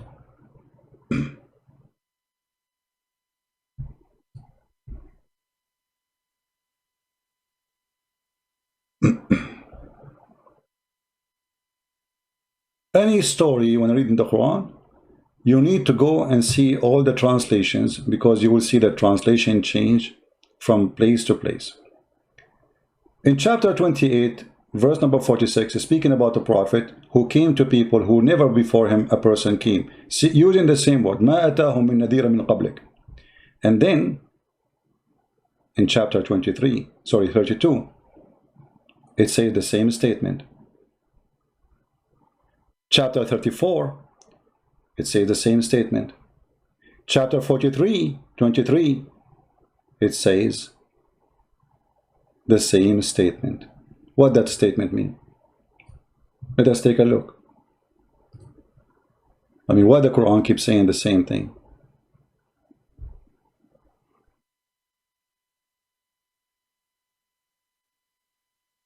Change the translation. I will do any translation you Muhammadan like.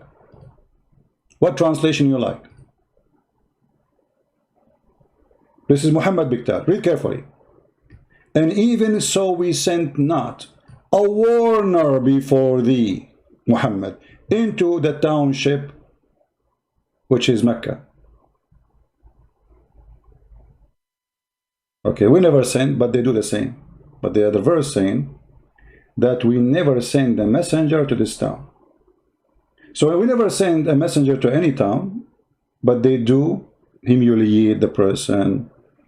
They don't like this person. In different verse, we will see Muhammad is the only ever messenger came to such a town. But we had not given them a book which they could study, nor we send a messenger to them before thee as a warner.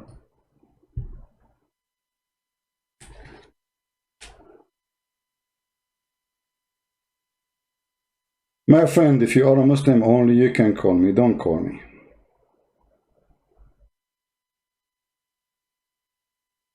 Don't call me if you aren't a Muslim. You know what? Maybe Christian Prince, you don't understand the verse. So let's see the interpretation. Chapter 34, verse number 44.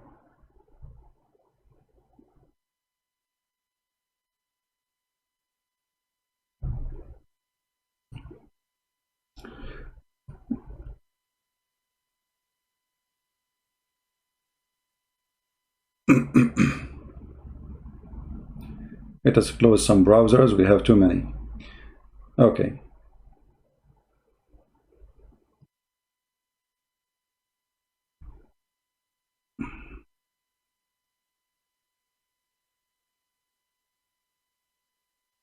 Okay. Any Muslim can explain to us what's happening? How we send no warner before you to them?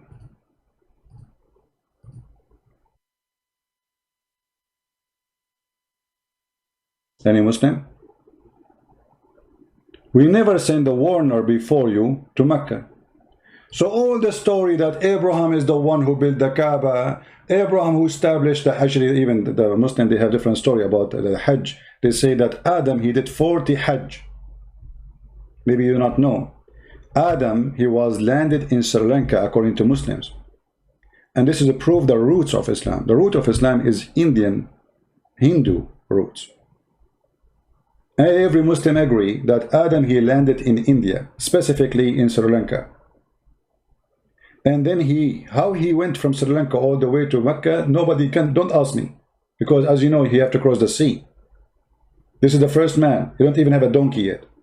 He have to cross the sea. And then he go for thousands of kilometers. And he did Hajj 40 times to Mecca. And there was 40,000 angels waiting for Adam in the way to Mecca, or in the front of Mecca. And here you see that Mecca confirming that never receive a warner, neither Ishmael, neither Isaac, neither Abraham, neither any. So how Muhammad claimed that Abraham is the one who built the Kaaba, as the Quran says? Any Muslim?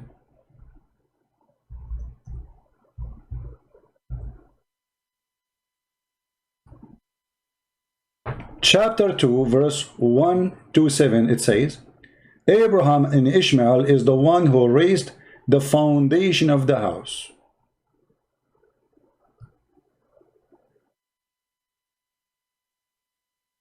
Do you see it? It's a clear contradiction. Abraham was there, Ishmael was there, and for Muslims, by the way, Ishmael is a prophet. So we have two prophets. So why the other verse saying nobody came to them before you, Muhammad?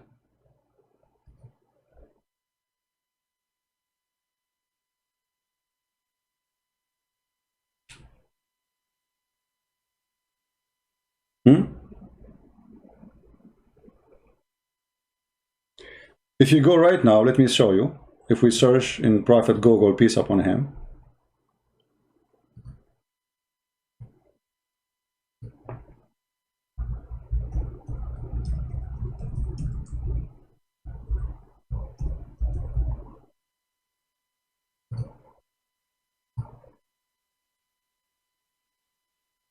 And by the way, here, this is why we cannot take from Wikipedia anything. You have to check it out. Look what they say. Some Muslims and Christians in Sri Lanka ascribe it where Adam, it was the first ancestor. We Christian, we don't believe in such a garbage. Adam in Sri Lanka, Islamic landmark. Adam Peak, Sri Lanka. Yeah, this is where the parachute of Adam landed, brother. The Muslims are so confused, and even they have a footprint. The Muslims are fighting with the Buddhas about it. If this is the footprint for the god of the Buddhas, or this is the footprint of Adam, you know. By the way, I noticed somehow that Adam is from Sri Lanka. I noticed. I don't know. I mean, I have a feeling that he is from there.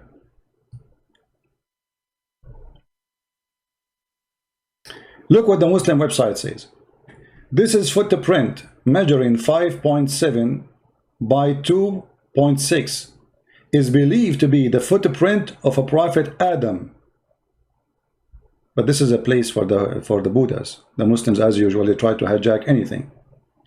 Brother, this is a footprint of Adam. Adam foot was so big. 5.7 is the foot of Adam. That explains why I cannot find shoes. My foot is like 6 foot something, you know. Only, brother. Actually, if I show you the graves, the Muslims in their fiction, filthy cult they created, you will not believe it. If we go and search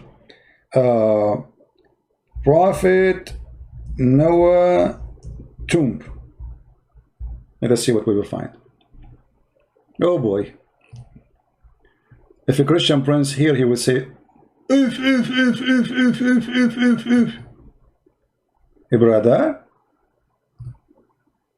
A brother,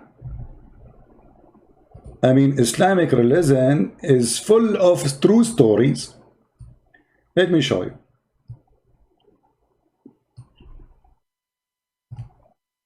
Brother, this is the tomb of our brother Noah. Look how short it is, brother. Do you notice how short it is, brother? Big, a huge room, brother. And by the way, in Islam, you can find the same tomb in many places. I don't know how this happened, don't ask me. You can find the tomb in Iran. You can find the tomb in Samarkand. You can find the tomb in Syria. You can find the tomb everywhere. Look like this guy, he died everywhere. Look how short this grave is. Oof. You know, this is what I'm looking for, because I'm really like, I don't know if I can fit there. This is the tomb of Noah, brother. Why? He was a sandwich. I mean, how this guy can walk? He looked like a snake, man. He cannot walk. He had to creep. I mean, do even the Muslims use their brain?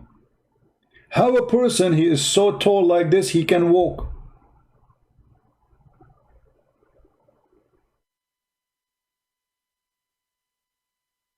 And they have thousands of graves like this. Noah, Cain, Abel, all the names, you name them, all of them, they are long, brother. All of them, they are long. Alhamdulillah. Look at this one here.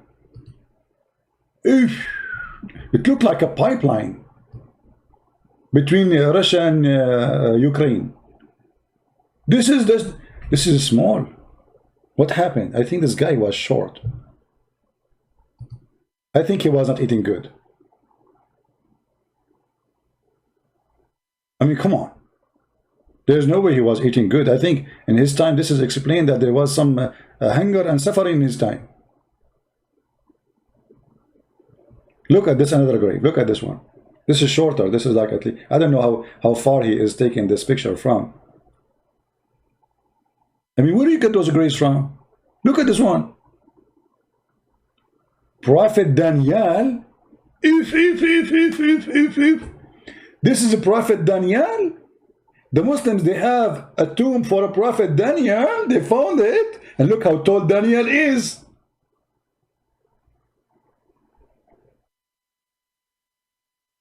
And the question I ask myself always, I mean, why my grandfather became short like this? He is just like 80 meters tall, my grandfather.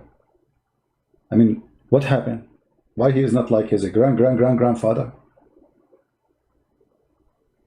Do you think, my brother, this is because of a global warming, brother?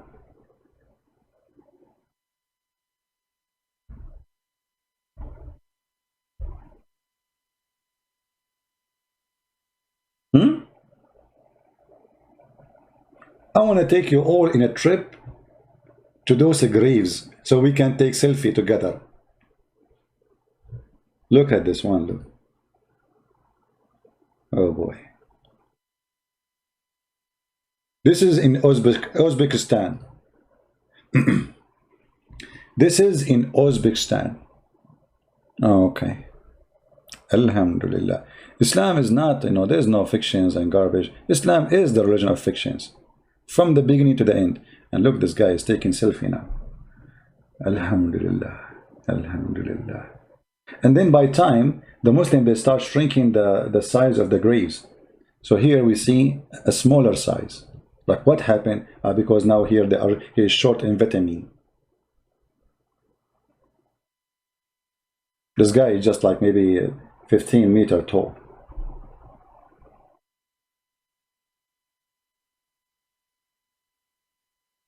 Hazrat Ham As. What Ha'as? This is his name? I mean, this is the grave of Hazrat Ham. This is the son of... look here, what happened? How come Noah, his grave is like 80 meters, and and Ham, his grave is like what? This is 10 meters? What happened? He gets short so fast. This is Ham, guys. This is Hazrat Ham. As-salam alayhi salam, brother. Ham. Hamburger. This is Hazrat Ham. This is the grave of who? Here, now, no, we thought it's so short. I was wondering what happened. This is the whole picture. Here we go. This is the same grave. Picture of a grave, Hazrat Ham bin Nuh, brother. Do you see how small it is?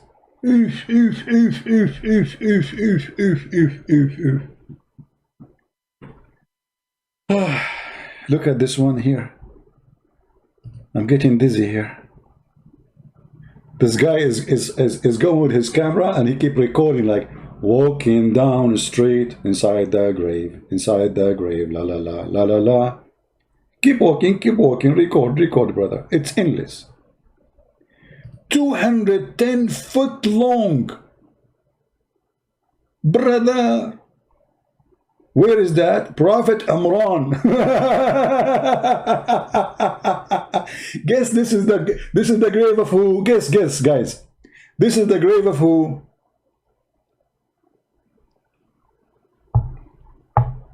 Who is Imran? This is the father of Mary. So you can ask yourself how tall Mary, the mother of Jesus, was. This is Prophet Imran, brother, and he was a prophet. But Mary, her father, his name is not Imran. The stupid Muhammad, he thought that Imran, the father of Maryam, the sister of Aaron, is the same person, father of Mary. Additional proof that Muhammad is a stupid idiot. 210 foot only. after discount, after the, sorry, I cannot make it shorter. I apologize, I cannot make it shorter than this. I mean, don't try.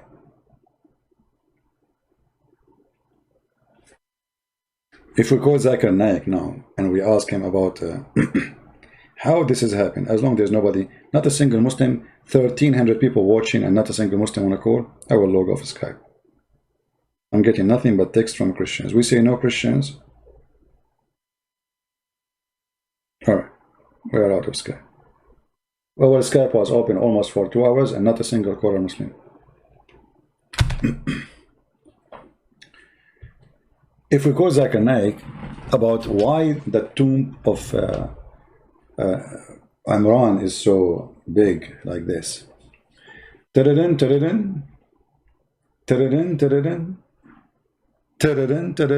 not answering. He's not going to answer. Okay, hold on. Let me look for the number he used for red line matter. Zakir Naik, he have a special line, you know.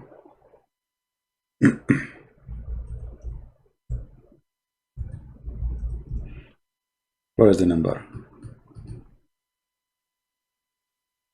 Okay, let's see. Maybe now we can contact him officially.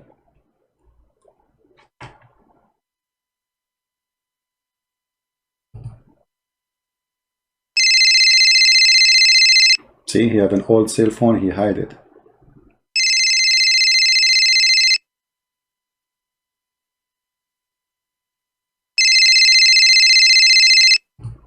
Christian Prince, and you don't call me. Zakir Naik, how you know it's me? It doesn't show in your phone ID. First of all, the only one who called me at the middle of the night is the Christian Prince. And I told you don't call me. I am going to call you to the police. I am going to tell you that you are doing sexual harassment. What sexual harassment, man? I'm just calling you to ask you a question about the grave. What does have to do with sexual harassment? First of all, you are calling the wrong time. And I was speaking, I'm not wearing my underwear. And you are calling the very, very wrong time. And you know, and everybody knows, I'm sexy and you know it. Hey, okay, I know that you are sexy and you know it, but I did not ask you about anything have to do with sex now. So why you are saying sexual harassment? Come on, man. Don't do that. Shame on you. We have a picture, I don't know if you are looking, it says that the grave of Imran is 210 foot long. First of all, so respect, his name Prophet Imran. Well, since when he became prophet, what he did? What is the prophecy, he said? I don't know, but he's the prophet. Okay, forget about this topic, I mean, no problem. But why his grave is 210 foot? Can you explain to us? Brother Sitter, I know that he is playing my voice in your program. In why what? In your program. I did not get that. In the program. You mean in my program? Exactly. Okay. Just let me grab the umbrella, please. So, okay. And I know he's going to use my voice to get popularity. And he became popular. And the reason, I'm not going to debate him. And I will not answer him. Because if I debate him, I will go to make him popular. But Zakir Naik, everybody knows about me, man. What are you talking about? What popular? May Allah popular you. You know, what are you talking about? Where is the answer now? So you will not answer me because it will make me popular. Okay, what about you? Answer me and don't make me popular. Can you do that? Exactly. I'm going to try to answer you without making you popular. So I'm not going to say the word Christian Prince. Because if I say the word Christian Prince, I will make you popular. But already you said that many times.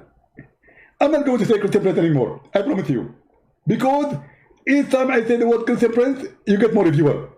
But you just keep repeating my name. So you said you don't want to do that. Why you are doing it again and again? I'm telling you. I swear by Allah, I'm not going to say the word Christian Prince ever again. Okay. So Christian Prince. Oh. You just swear by Allah you will not say my name, man. Come on. Anyway, can you answer us why the grave became 210 foot long? Christian Prince, I heard you in the channel you said that your beard is 20 foot tall. Yeah. So what the grave of the world cannot be more than 20 to 110 foot tall? I can grow my beard. I mean, it's not a big deal. It's impossible. Prove it to me. Open your camera. You get a point here. Exactly. and you know the debate. So it's very logical that brother Prophet Imran, he was very tall, and he was actually not 210 foot. I have to correct you. He have the length of 209 foot. Yeah, because we have to put him in. Exactly. Now you are getting smarter. And now I invite you to convert to Islam. But still you do not answer me. I mean, what happened? How this guy is so tall, and why he is the tallest? Because it says here on the screen, the longest grave in the world. Is he really the tallest? This is not a true, authentic statement. Because the Prophet Adam is taller. And Prophet Noah is taller. And it's not true. This is like propaganda. Okay, so Adam is taller than 210. Like he was what, like 310 or something? I'm not sure. But he is between the 400 to 500 foot tall. So how he can walk, Zakir? How he can walk? He looks like a snake now. I mean, look, you are so skinny, as the grave shows, but you are so tall. How you can walk, man? The wind will break you. Do you think like they used to have like a something to help them, like a walking aid? Exactly. He used to have two sticks. One stick in the hand and the other stick in the left hand. So when he walk, they will not break. Well, I don't know. I mean, you have a point here, Zakir Naik. I want to say thank you for calling me. Christian Prince, I swear by Allah, I'm not going to use your name again, and I will never say Christian Prince again, because if I say Christian Prince, I will give you popularity. And each time I know I say Christian Prince, you are going to get popular. So I'm not going to say the word Christian Prince again, and I promise you, I will never ever say Christian Prince. Okay, Zakir Naik, stop saying my name. Christian Prince, don't call me again. Okay, Christian Prince, call me later, you know. So, okay, Zakir, take care. This is Islam.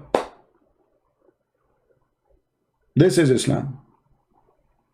Adha, Fatha, Ramadan, all is a pagan practice, all is a copy. Even the one is not a pagan, is a copy of somebody.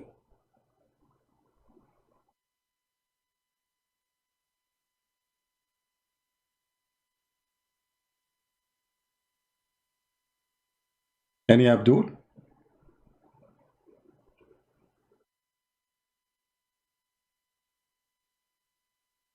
Why you guys are laughing? What's wrong with you? Take it. This is very serious. We spoke with Zakir Naik, and this guy, he thinks he's a big shot, by the way.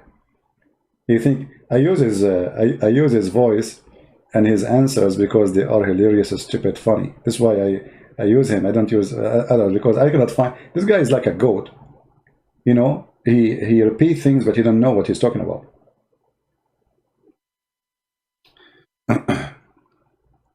Can you explain the end of the video about the book prayer? I don't know. This is a different topic, my friend. Arabs are blessed by Allah, but you turned away from blessing. Shame on you. You see, Muhammad Qadir, again you get your prophet busted. Guys, did you see how Muslims, they help me to prove Islam to be stupid? Read carefully what this Abdul just said. I turned away from Allah blessing. That's Muhammad. That's mean Muhammad is a fraud.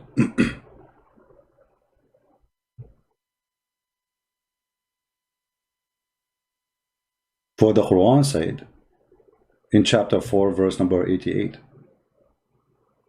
are you going to guide those who Allah misguide and deceive? The one who Allah misguide, nobody can guide. But you just said, I am the one who turned away. And I agree, I turned away from the devil. But by making your statement, you admitted that everything written in the Quran is nothing but a fraud. If we go in the Quran, we will find this. Let us show some verses.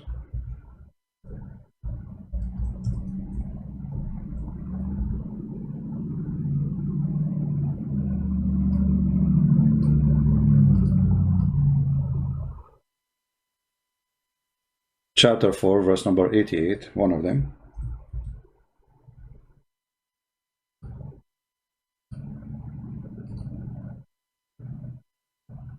Are you going to guide those who Allah deceived? Here the translation, look at this translation. Allah has thrown out of the way. Are you going to guide them? Here you see that Allah is admitting that he is shaitan. For he is the one who throw you away. It's not you. But your statement saying, I turned away. Allah saying, are you going to guide the one who Allah turned away? And this is why we say Islam is invalid, stupid religion. It cannot maintain itself for a second. In one hand they say something, in the other hand they say something else.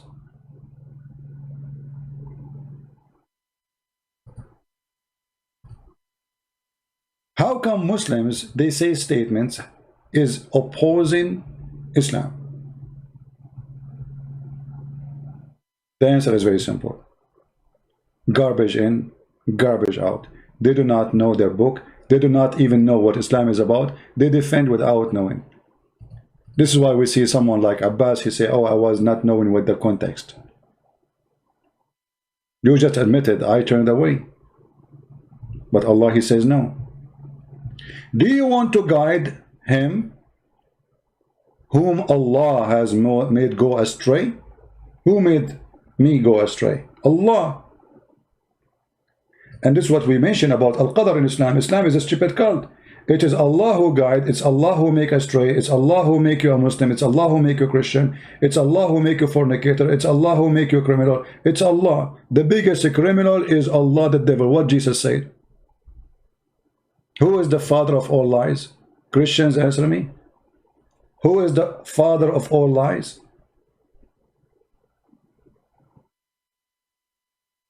What the answer? Satan. And the answer in front of you. Do you want to guide whom Allah, Satan, had made go astray? You cannot do that. And here you see how Islam cult opposed the message and the teaching of Christ. Jesus said, I came for the sick, not for the healthy. That make a lot of sense. He came to heal the sick. Doctor, don't come to somebody's healthy. He don't need you. I came for the sick. Allah make you sick. Actually, there's a verse in the Quran says, فَزَادَهُمُ اللَّهُ مَرَضًا. Allah, he increased your illness, your sickness.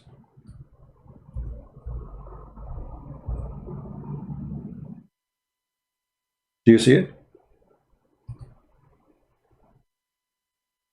And there's a disease in their heart, and Allah increased their disease. Do you see it?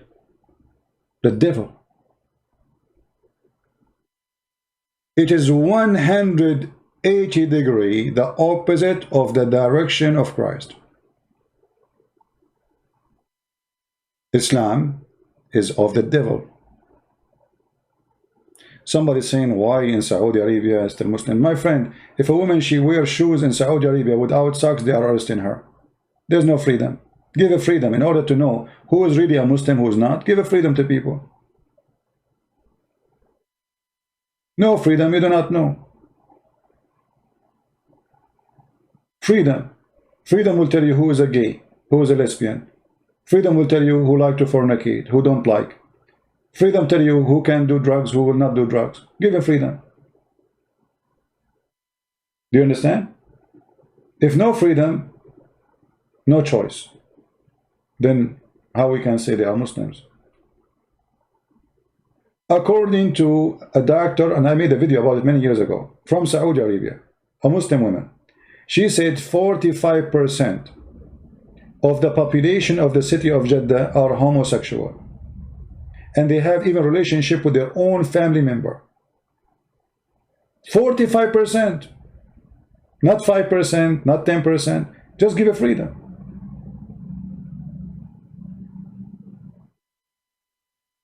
Freedom. No freedom, you will not know who is even Christian. If we force everybody to go to the church, how you know who's a Christian? Freedom. in USA, many they are fighting Christianity, but our churches is over flooded. Actually, ask anyone, if your house is close to a church, your house price is lower than other houses. Why?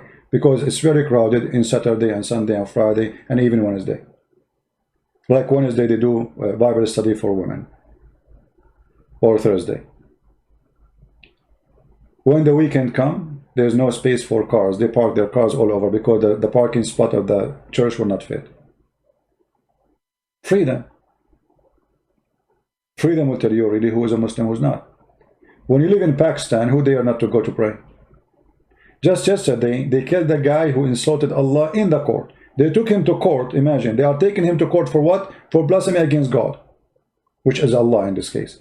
They killed him inside the court. And what does that mean? That means anyone who do the same in the future, we will do that to you. So who dare to insult Allah now? You know what I mean?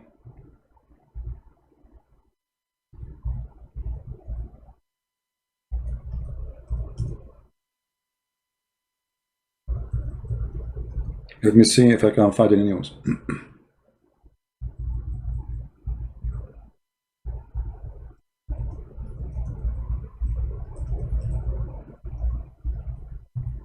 They went inside the court and they shot him in, and the police, obviously, they allow that. And actually, this guy, I'm sure, the guy who did kill this person, he is a hero for those cowards. Do you see it? Terrorist religion. The only way to keep Islam functioning, exist, is terrorism.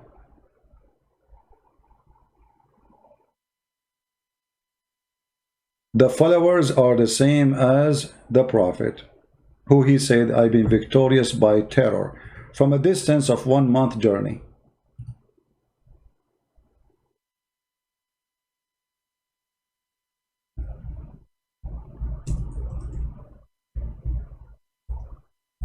Are we terrified if Jesus is a 1 month journey from us? Or children and everybody will go out waiting for the Messiah to come?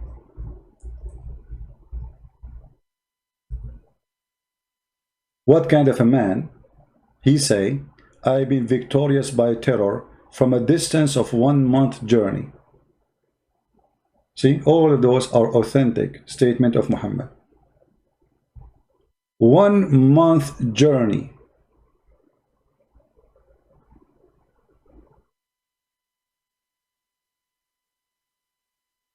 I've been victorious by terror.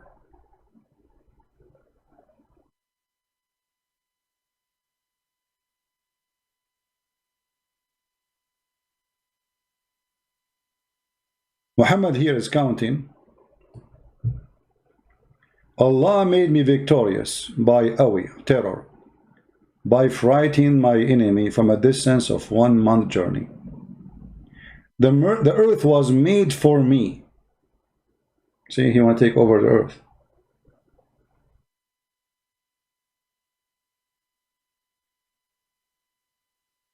By the way, it doesn't say for me and my followers, it says for me. Muhammad, he owned the whole earth.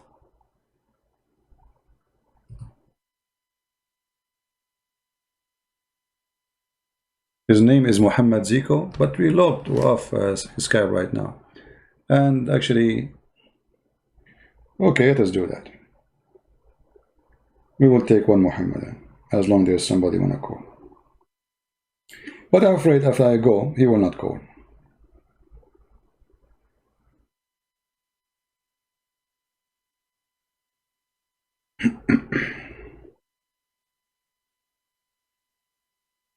Alright. Text me, Mr. Zico, Muhammad Zico.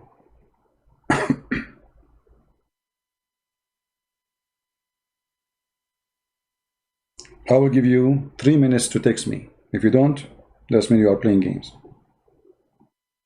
Text me, Zico.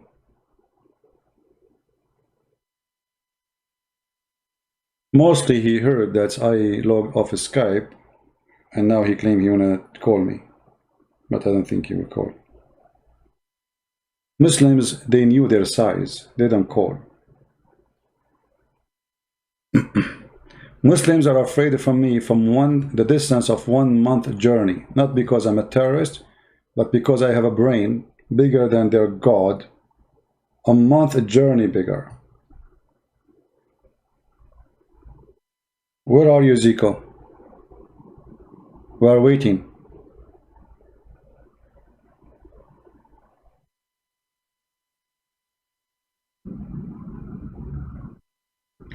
Somebody saying you guys still hate. I find it very funny and very stupid when a Muslim he speak about hate. Their prophet ordered to kill us, slaughter us, rape our women, and they are talking about hate. Their Quran says Allah will spread hatred and enmity between the Christians until judgment day, and yet they accuse us of hate. This is the act of a whore. You know, when a whore, she claimed that she is decent. So when a Muslim he say you still hate, you still do hate, that is an act of a whore. A whore who don't have anything to claim. She accuses us of what she have. Do you still hate? Who is talking about hate? You are following the God of hate. My Lord Jesus, he said, love your enemy. We are the one who hate. You are the one who steal our churches. Just today, you Muslims are praying in our holy church, Hagia Sophia. Is that hate or love?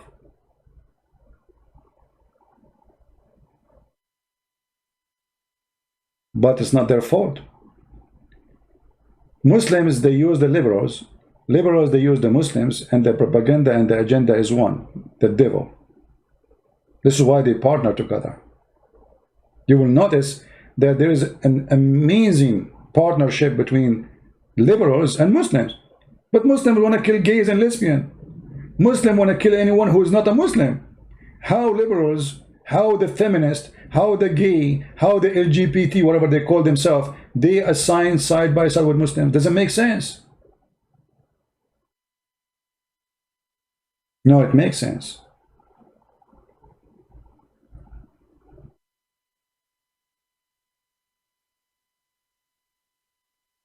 We are against hatred. We are against racism. So why you are siding with Muslims?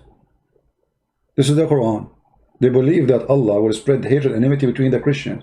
They believe that Jewish and Christians and non-Muslims are pigs and monkeys. They believe that they are animals. They have a sign in Mecca says Muslims only. No go zone. For non-Muslims are dirty. Chapter 9 verse 28. How you side with this? Quran says beat your wife. How you side with this? Chapter 4 verse number 34. They side with it. Hypocrites. It's just to reach into agenda. They are willing to compromise together, sleep in the bed. Joe Biden, he made a conversation, or let us say a statement to Muslims, saying to them that the Prophet, he says, if one of you, he saw something not right, fix him by his hand. He's asking the Muslims to kill us. The filthy coward Joe Biden. This is what the hadith says. Kill them. Fix it by your hand. You coward.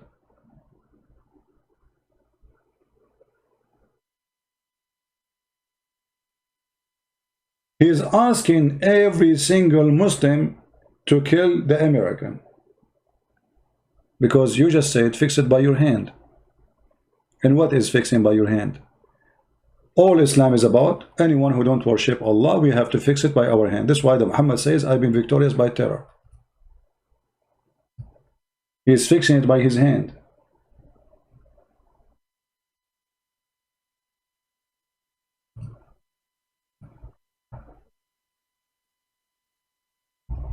Imagine if after 4 months from now, we have a president like Joe Biden.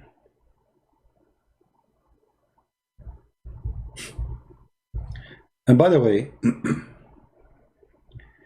this is a sign of how stupid a huge number of American is. I mean, regardless if you are Democrat or Republican, from all the 300 millions, you could not find somebody except Joe Biden. The guy don't even remember his son name. He forgot his wife name. I mean, this is the only guy. Honestly, this country is suffering from something weird. So this potato, I think a Muslim, he told him to recite this hadith. But he didn't know by reciting this, he just asked Muslims to kill every single American. I heard the Messenger of Allah saying, he who among you who sees something against Allah teaching should modify it with the help of his hand. If he could not do it by his hand, then by his tongue. If he could not do it by tongue, then in his heart, which means being a coward. He was quoting this. And you are asking the Muslim to correct what in America exactly? What is that? What does that mean? What the Muslims will let them correct what is in their country first. If their countries are good and they can correct it, they will not be in America anyway.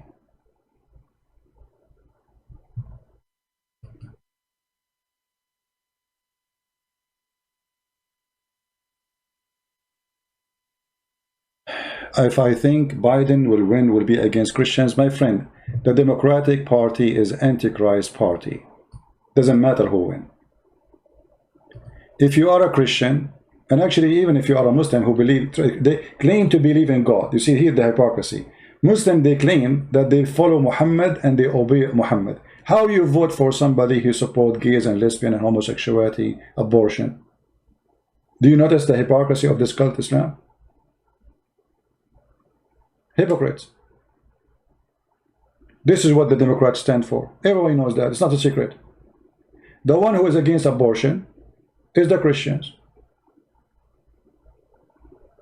The Muslim, they voted for Obama. Obama, he is the one who signed abortion law. Why you vote for him?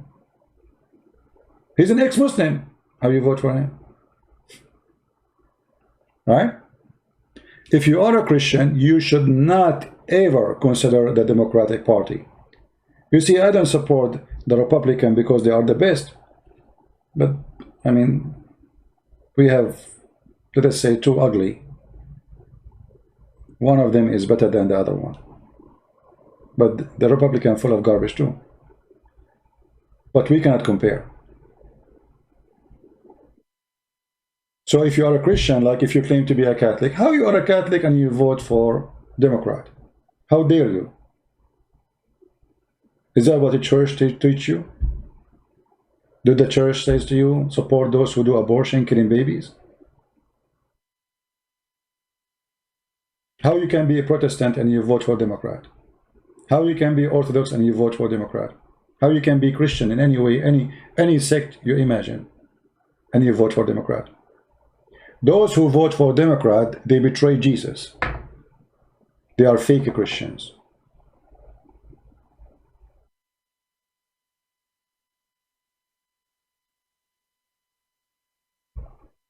I remember once when I went for election, in the election day, the woman, she asked me, like, you know, you said you are Democrat or Republican. So anyway, she said to me, so where are you from?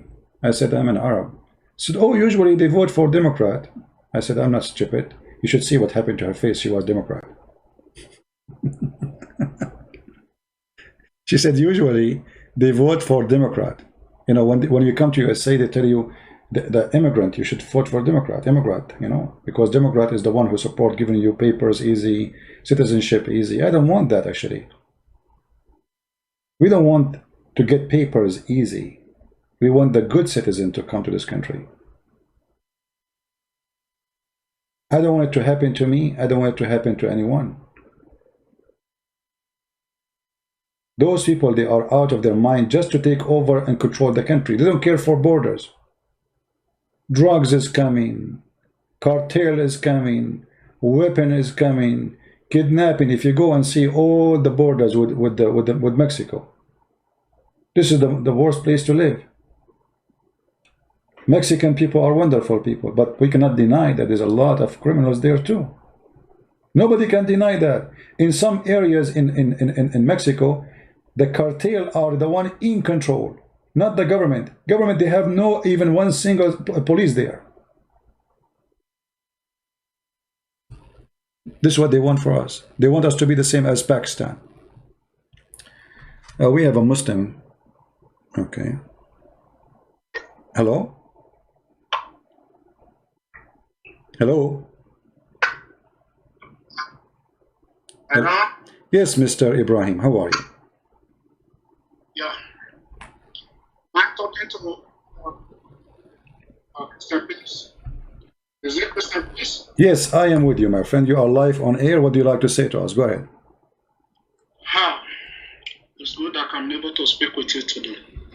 No problem. Well, actually, my name is Mohammed Ziko.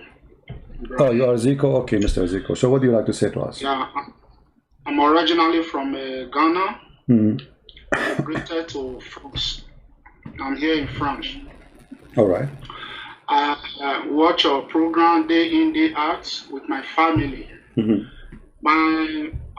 Sorry if I can give you a little bit of my background concerning what is going on now. No problem. This is your issue. It's all right. My family, me and my family, I was brought up in a Muslim family.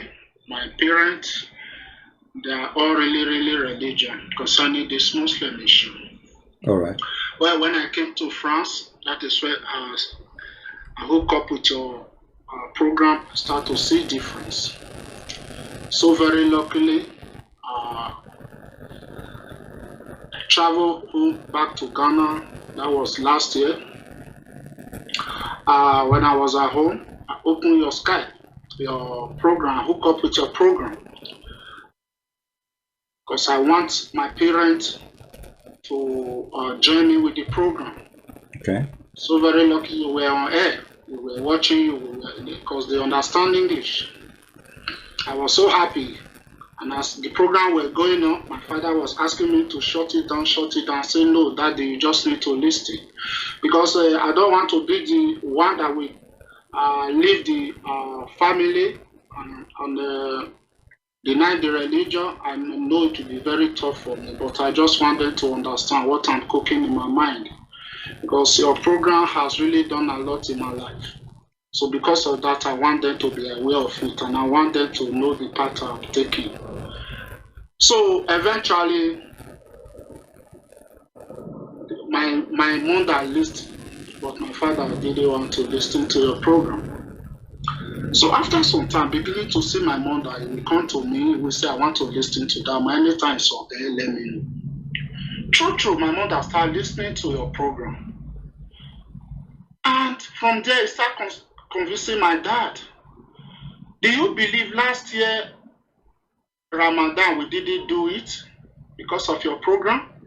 Okay. There was war in the house. Everybody was not thinking because I came in the family of 3 brothers and 2 sisters.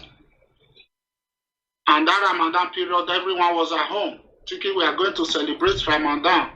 The whole thing now looks confusing. Because when we begin to dig out all that you are saying, we will go and research it. The more you say it, everyone will handle pen, handle book, will be writing it down. After your program, we go for research. We now begin to find out that there are things we didn't even know that was going on in Islam. There are things the Imam, they didn't tell us. And most especially, it's like there was a veil covering our eyes. So in that period, there was really war in my family. My father didn't want to, when he found out that things were not going his way, and he found out that, I believe he found out the truth, he was really angry. There was no Ramadan in the house, no fasting, nothing. The house now become a chaos. But I thank God, at the end of the day, my mother now called my father. This is after about a month later. My mother called my father, is sitting there. He said, I'm beginning to see some truth in what we are in this mouse world. You can search it out yourself and you can see what is going on now. That we have been following a blind God, and which we were taught like this. We didn't know all these things. They are in the Hadith, they are in the Quran. But we just recite Quran. We know Quran. We are brought up in, we are born into the family. That is all we know. So from there, my father now began to, initially he turned to apostate. That's just the truth. Until now, he's still an apostate. He don't want to go to church. So I told my mother, I said, I want us to start. Let's try Jesus. Let's try Jesus. We know him as an Isa in the Quran. We know how he come about everything. Now let's try Jesus. The one they are calling Jesus is like, it's not the same Isa that we are calling in the Quran, because we can see a very big difference with the way this man is describing it. Let's try Jesus. My mother took phone and began to call my brothers and call my sister and told them that she want to change religion. Everybody was surprised. So I don't need to go too far, but all I want to tell you, there are things that are going on behind you, but you don't know. You are winning a lot of souls. You are saving people from the court of Mohammed. It's not everybody will come online to come and tell you, see what you have done, but I just want to use this opportunity to tell you, thank you. Thank you very much. And I believe one day my father will still join us. Thank you so much. All right, my friend, I'm so happy that's you on your... So let me make it, try to understand. Did your family now accept Christ or only you? Yeah, me and my mother, we have accepted Christ, but I don't know about my brothers. But I told, according to my father, now he's an apostate. He's not going to, he's no longer part of Islam, but he don't want to come to church. So, but I believe with time he will come. But according to the rest of my brothers and sisters, I believe with time, if my father converts, I believe those one will join too, I believe. All right. Well, I'm happy that I was able to help you and your family, and I'm so glad to do so. I wish I speak French so I can make a program in French to bring more and more people from your country. Some people are really eager here in France to hear from you, but because of the language, they cannot get it. I'll try to use French to interpret to them, you know. You know, I have a book in French, right? Language? Yeah. It's called The Secret, the Prophet Arab, which is very, very good book for those who speak French language. Yeah. Thank you so much. I don't want to take your time, but all I just want to tell you is to let you know that you are doing a lot of job. Every time you come on air, you are doing a very, very secret job, but you don't know. There are people going out of Islam. Islam is dying systematically. You can only see the surface, that it is like it's big, but deep inner heart is going. Thank you so much. You're welcome, my friend. Thank you for it. Say hello to your family from me, and we are happy that they accepted Jesus as their Lord and their Savior. And I want you now to bring me more people so they can hear and listen, so they can leave too, and they can join the truth, and the truth will set them free. Thank you so much. Take care. God bless. Yeah, bye-bye. Bye. Well, I thought he's a Muslim, but he's not. You know, we get excited if we see a Muslim trying to call.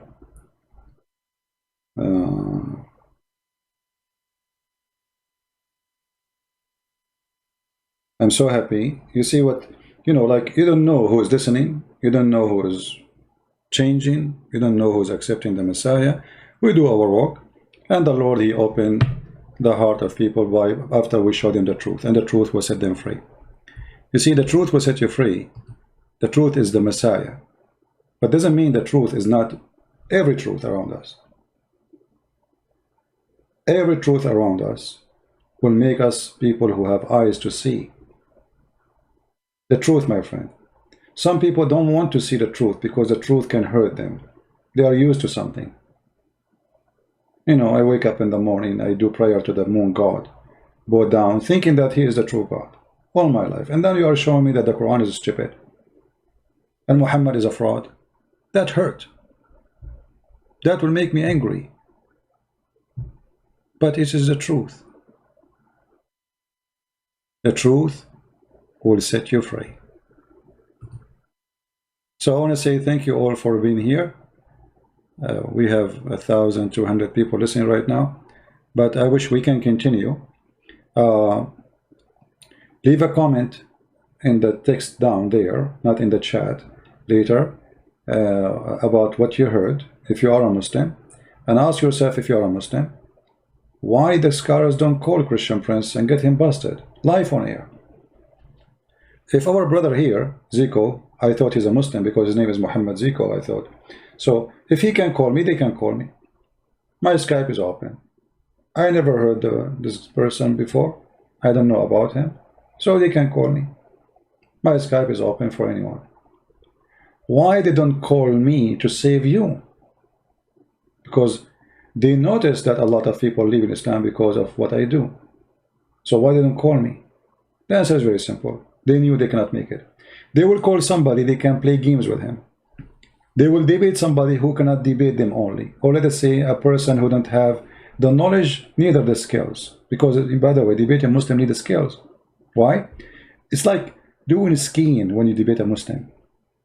Like catch me, you know, in the ski over the snow. They use the ice method. So catch me if you can. They don't debate. But you cannot do that with me. I will catch you. You are in the ice. You are in the oil. It doesn't matter where you are. You will be catched. And because of that, they will never do it. We have our other channel for those who like to join us. It's called The Quality of Life. And mostly we'll go in the weekend there, maybe tomorrow or the day after. So the admin is posting the link for the other channel. Please subscribe there and join us if you care to be part of our program. In that channel, we don't speak about Islam. We speak about different topics. You can watch the videos there. And you can post for me a comment about topic you like me to speak about in that channel. We are happy for our friend who called us now. You know, you made my day, because I don't feel good if a day is gone and I didn't hear that somebody he left Islam and he accepted the Messiah. So thank you for calling, Zico. We appreciate you. And I hope soon we will get some Muslims to call us and debate us and see a real debate, a person who have knowledge. Until now, we see that those people who debate, they don't have any kind of knowledge. Actually, there was a video, I thought it's made by a Muslim, but then when I click at it,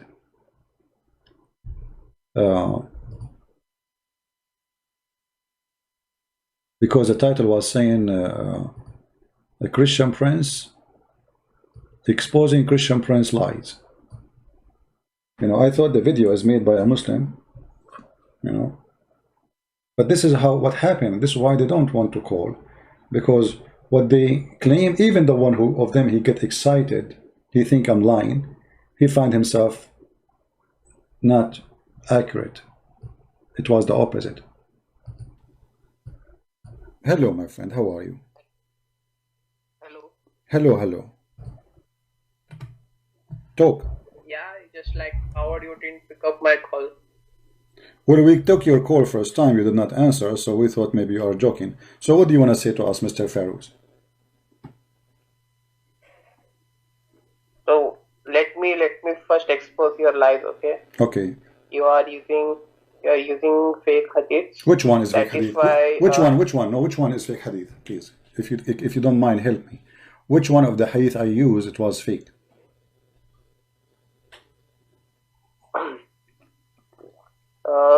No, listen to me first. I'm listening. No, I'm listening, brother. I'm listening. Which hadith I said it was fake? Because you just said something. You need to prove it. I'm giving you a chance to talk to me. You know, there's long line of Abdul. They want to call me too. So I need you to help me, because maybe there's a fake hadith and maybe I do not know. And you are the ustad. You are the sheikh. You are the one who knows. We do not know. We want to learn from you. So which hadith I showed in the screen was fake? Listen to me first of all. I'm listening to you. This is the problem. I'm listening to you, but you are not listening to me. Which hadith I showed in the screen was fake hadith. Otherwise, you have to apologize for being a liar. So either you show me the fake hadith I showed you, or you up. Okay, you see here, you notice how I go tough on Muslims. I really go tough. You can tell, right? But this is to make them wake up. And this guy later, he became a Christian. Actually, I don't know that this is Fairuz, and now I click on it. This is Fairuz. So this guy later he became a Christian. So he called me to call me liar. I'm lying. I'm quoting fake hadith. It's not true. This is false. You are lying, right? And then later he became a Christian. So this is what happened when they find the truth. The decent one of them, the one who cannot take it no more, the decent. You know, the decent, he suffer. And this guy was suffering. What this Christian prince is showing on screen, this cannot be true. There's no way the Prophet, he said that. No way the Quran says that. It's impossible. So the decent one of them, he suffer. And the second he starts suffering, he go in denial. He rejected. He cannot be true. I mean, this is not true. There's no way the Prophet, he would do that. So this is the video. It's called Exposing CP Lies, May 2020. I can give you the link. You can watch it later and see the rest of the conversation, which is kind of funny.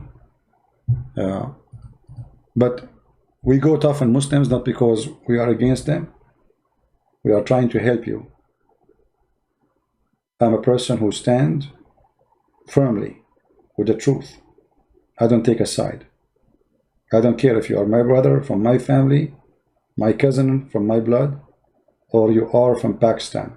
It's the same. You say a lie, I'm against you. You say truth, I am with you.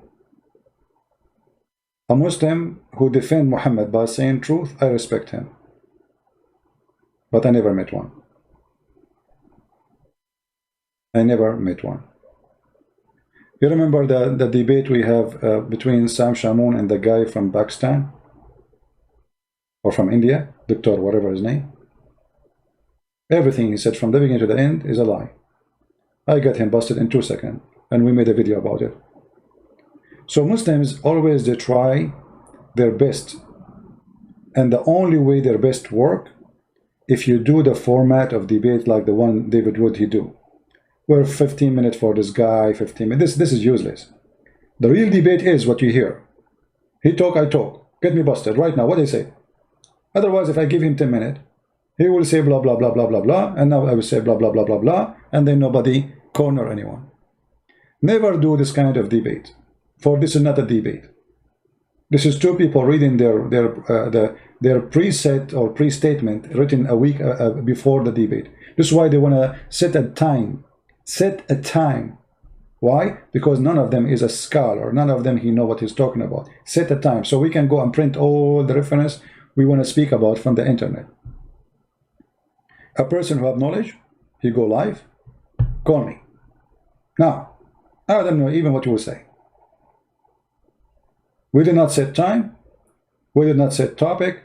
We did not set anything. How I will know what you will say to me? I don't know.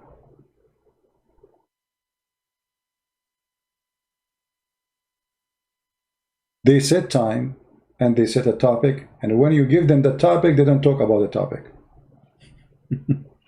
Anyway, I want to say thank you guys for being here. We appreciate all those people who download my videos and spread them all over. And as you see, our videos going everywhere. If you speak French, translate to French. If you speak any language, translate your language. We need the truth to be spreaded, and there's millions of people who do not speak English. There's a lot, billions actually, who do not speak English. So we need your help to translate, add subtitle. Those who can translate my books, contact me. We need more languages. We have already many languages, but we need more and more to be translated. And again, I appreciate those who support us in Patreon. Your help is always needed, but we are here for everybody, for the poor, for the rich, and our service is for free. Our service is for free, totally for free.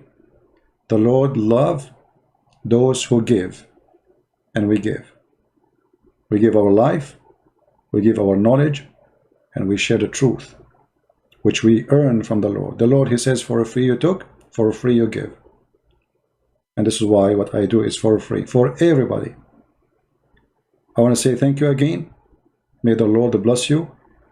We might go live on air tomorrow in the Quality of Life account. join us there if you are interested. Different topics have nothing to do with Islam, and everybody is welcome. Christ is Lord and Islam is false. See you soon again. Take care.